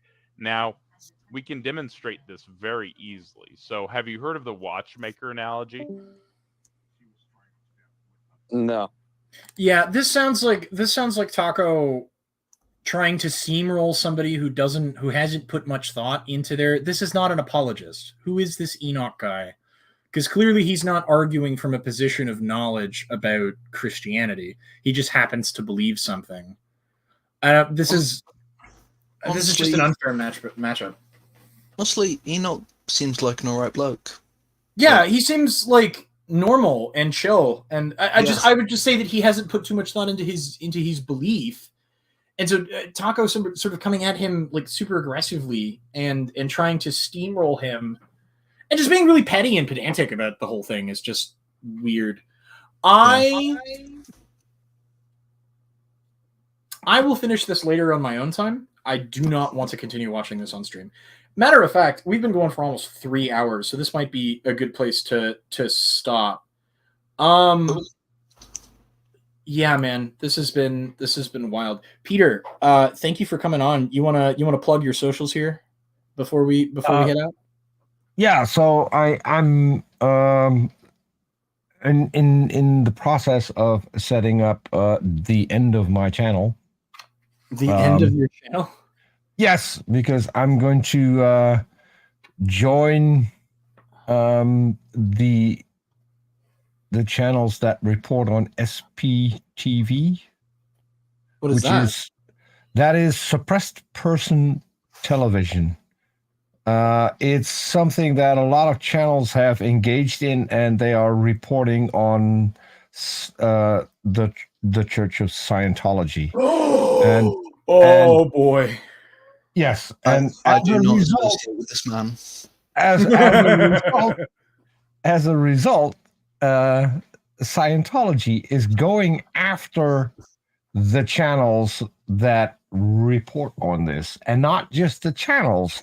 They try to find the hosts in real life and go after them in real life as well. So, yeah, this sounded like a good thing to do. So I'm going to have a guy on who's actively protesting in Austin, Texas. So that's awesome. And I mean, this. I was hoping to have a chance like this because I had some interactions with the father of David Miscavige, the leader. To oh man, what's his? Is it Greg or I forget what his name is. Greg Miscavige. I forgot his first name as well. He sadly passed away. I heard quite recently. Before I had the chance to have him on my show, I watched his show lots of times, and so we had a brief conversation in chat. I mean, I'm dangerous apparently because I was hoping to get the auto mechanic midwife chemist John Pendleton on, who was raising money to capture a pterodactyl. Whoa. Yes, because they're real. As Kent Hovind says. Ron Miscavige, excuse me. Ron Miscavige, Yeah, the father Ron. of the current chairman of the board of the Church of Scientology. Yes. So and he died on me as well. I mean, so apparently people who I want to have on my channel just die. Oh man, dude, I'm kind of jealous. Scientology, and I don't care about going on the record about this. Scientology is a uniquely evil institution that exists to extort money from people and abuse their followers. Fuck those guys. Fuck all of them. Every single one of them. And I hope their institution crashes and burns. L. Ron Hubbard was a terrible, terrible person who did nothing beneficial for humanity except to write a bunch of shitty science fiction. And I'd like to go on the record and say, praise Lord Zeno, don't come after me. No, they can come after me all they fucking want, bro. Well, and I do I want got to guns say, up in this bitch. I want to do. I do want to say one more thing. So in 2 hours and 15 minutes, I will expect every one of you to come to Bible class on Aaron Ross channel, where we will be talking about Judges 17. I will be in the chat, 100%. Yeah, sure, man. I recently made some new artwork for Tomer when he goes off a rant that we're off topic again. So I love Tomer, man. He's hilarious. He's a fucking riot. I love him. I love him in the when you guys read the Book of Mormon. I love the voice. Yes. And I, Moroni. And when he gets to the parts where Jesus actually speaks, he talks with a Southern accent, a Southern American accent. So I gave him a cowboy hat on that channel. Every single time he does that, he'll have a cowboy hat over his logo on StreamYard. Tomer is great, and what people don't know, he does. So Tomer and Lawrence do the legwork for the show. So they do the research for all of the chapters and go in depth in what it means. I mean, if you missed the last show where we talked about cunnilingus and how women can ejaculate, I mean, yeah, that was in the Bible. I mean, wow. I mean, so is infanticide. Yes, and blowjobs are in the Bible too, but those are in the Book of Solomon. I didn't. The Song of Solomon, yeah. I didn't know that female ejaculation was in Judges. I didn't. But Isn't there an anime about the Son of Solomon? Song of Solomon. It could very well be, because it's all about breasts and sex and all of that. Oh, wait a minute. Hey, you can't talk about that here. I know exactly what you're talking. You are not allowed to talk about that here. What are you afraid? What are you afraid of? That Gary's going to watch your show if you talk about breasts a lot? No. You were right. It is an info hazard. Shut up. We're not talking about this. Peter, where can people find you on social media? They can find me on a small little channel called Gonna Go For It. If they want to see me do stupid stuff with Robbie, they can go to Dumpster Fires. If you want to see how I mock certain people, or watch a really, really horrific interview with the ex-wife of Greg Locke, you can go to a channel called Gonna Go For Some More. I mean, And then I produce a lot for other channels. You can find me on Ross' channel, Natalia Reagan's channel, Jefferson Spatchcock's channel, Jackson Wheat's channel, where we every week do a show where we react to creationist BS, which is, and I'm really proud. Jackson said you can come up with the title, so I called it the BS playlist. And you can say it's the Bad Science playlist. You can also just look at Gary's show, look behind him, and so yeah, there's a lot of BS behind Gary as well, which is basically why I think he had all those cows behind him. I mean, amazing. Yeah, probably something to be said there about the amount of bullshit in his life. Yeah. Noble, is there anything you wanna plug? And I do want to plug one more thing. If you haven't found Natalia Reagan on YouTube, yes, I've been meaning. You are missing out. You are missing out. I've been meaning. I mean, she's a science communicator and a stand-up comedian and a writer. She's written the comedy parts for both Bill Nye and Neil deGrasse Tyson. Oh, dude, sick! And if you ever watched the movie Sex Drive, she's in that as well. If you ever watched the series My Name Is Earl, she's in that as well. So she's kind of versatile.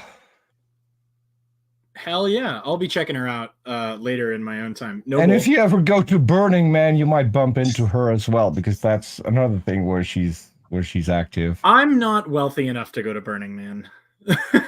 That's a thing for rich people. Well, you can't hop a fence.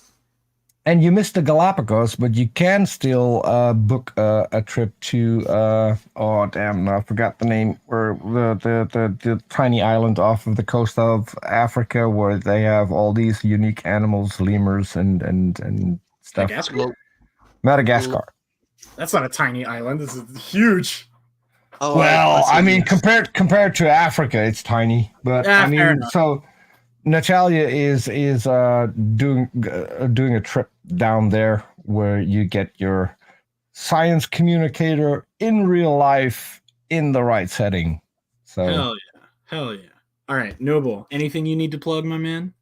Right, if you'd like to find me, please don't.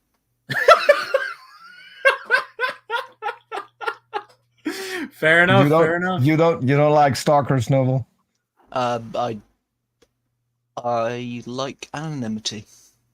Yeah, fair. Me I have too. zero anonymity. I am unfortunately plagued by the curse of being a public figure.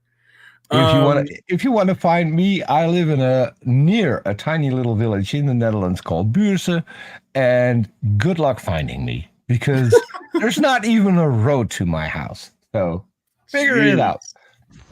All right. Thank you everybody for coming by. I had fun. This was a fun stream, even if Gary makes me want to tear my hair out. Y'all have a good one. Thank you guys for coming. And stream.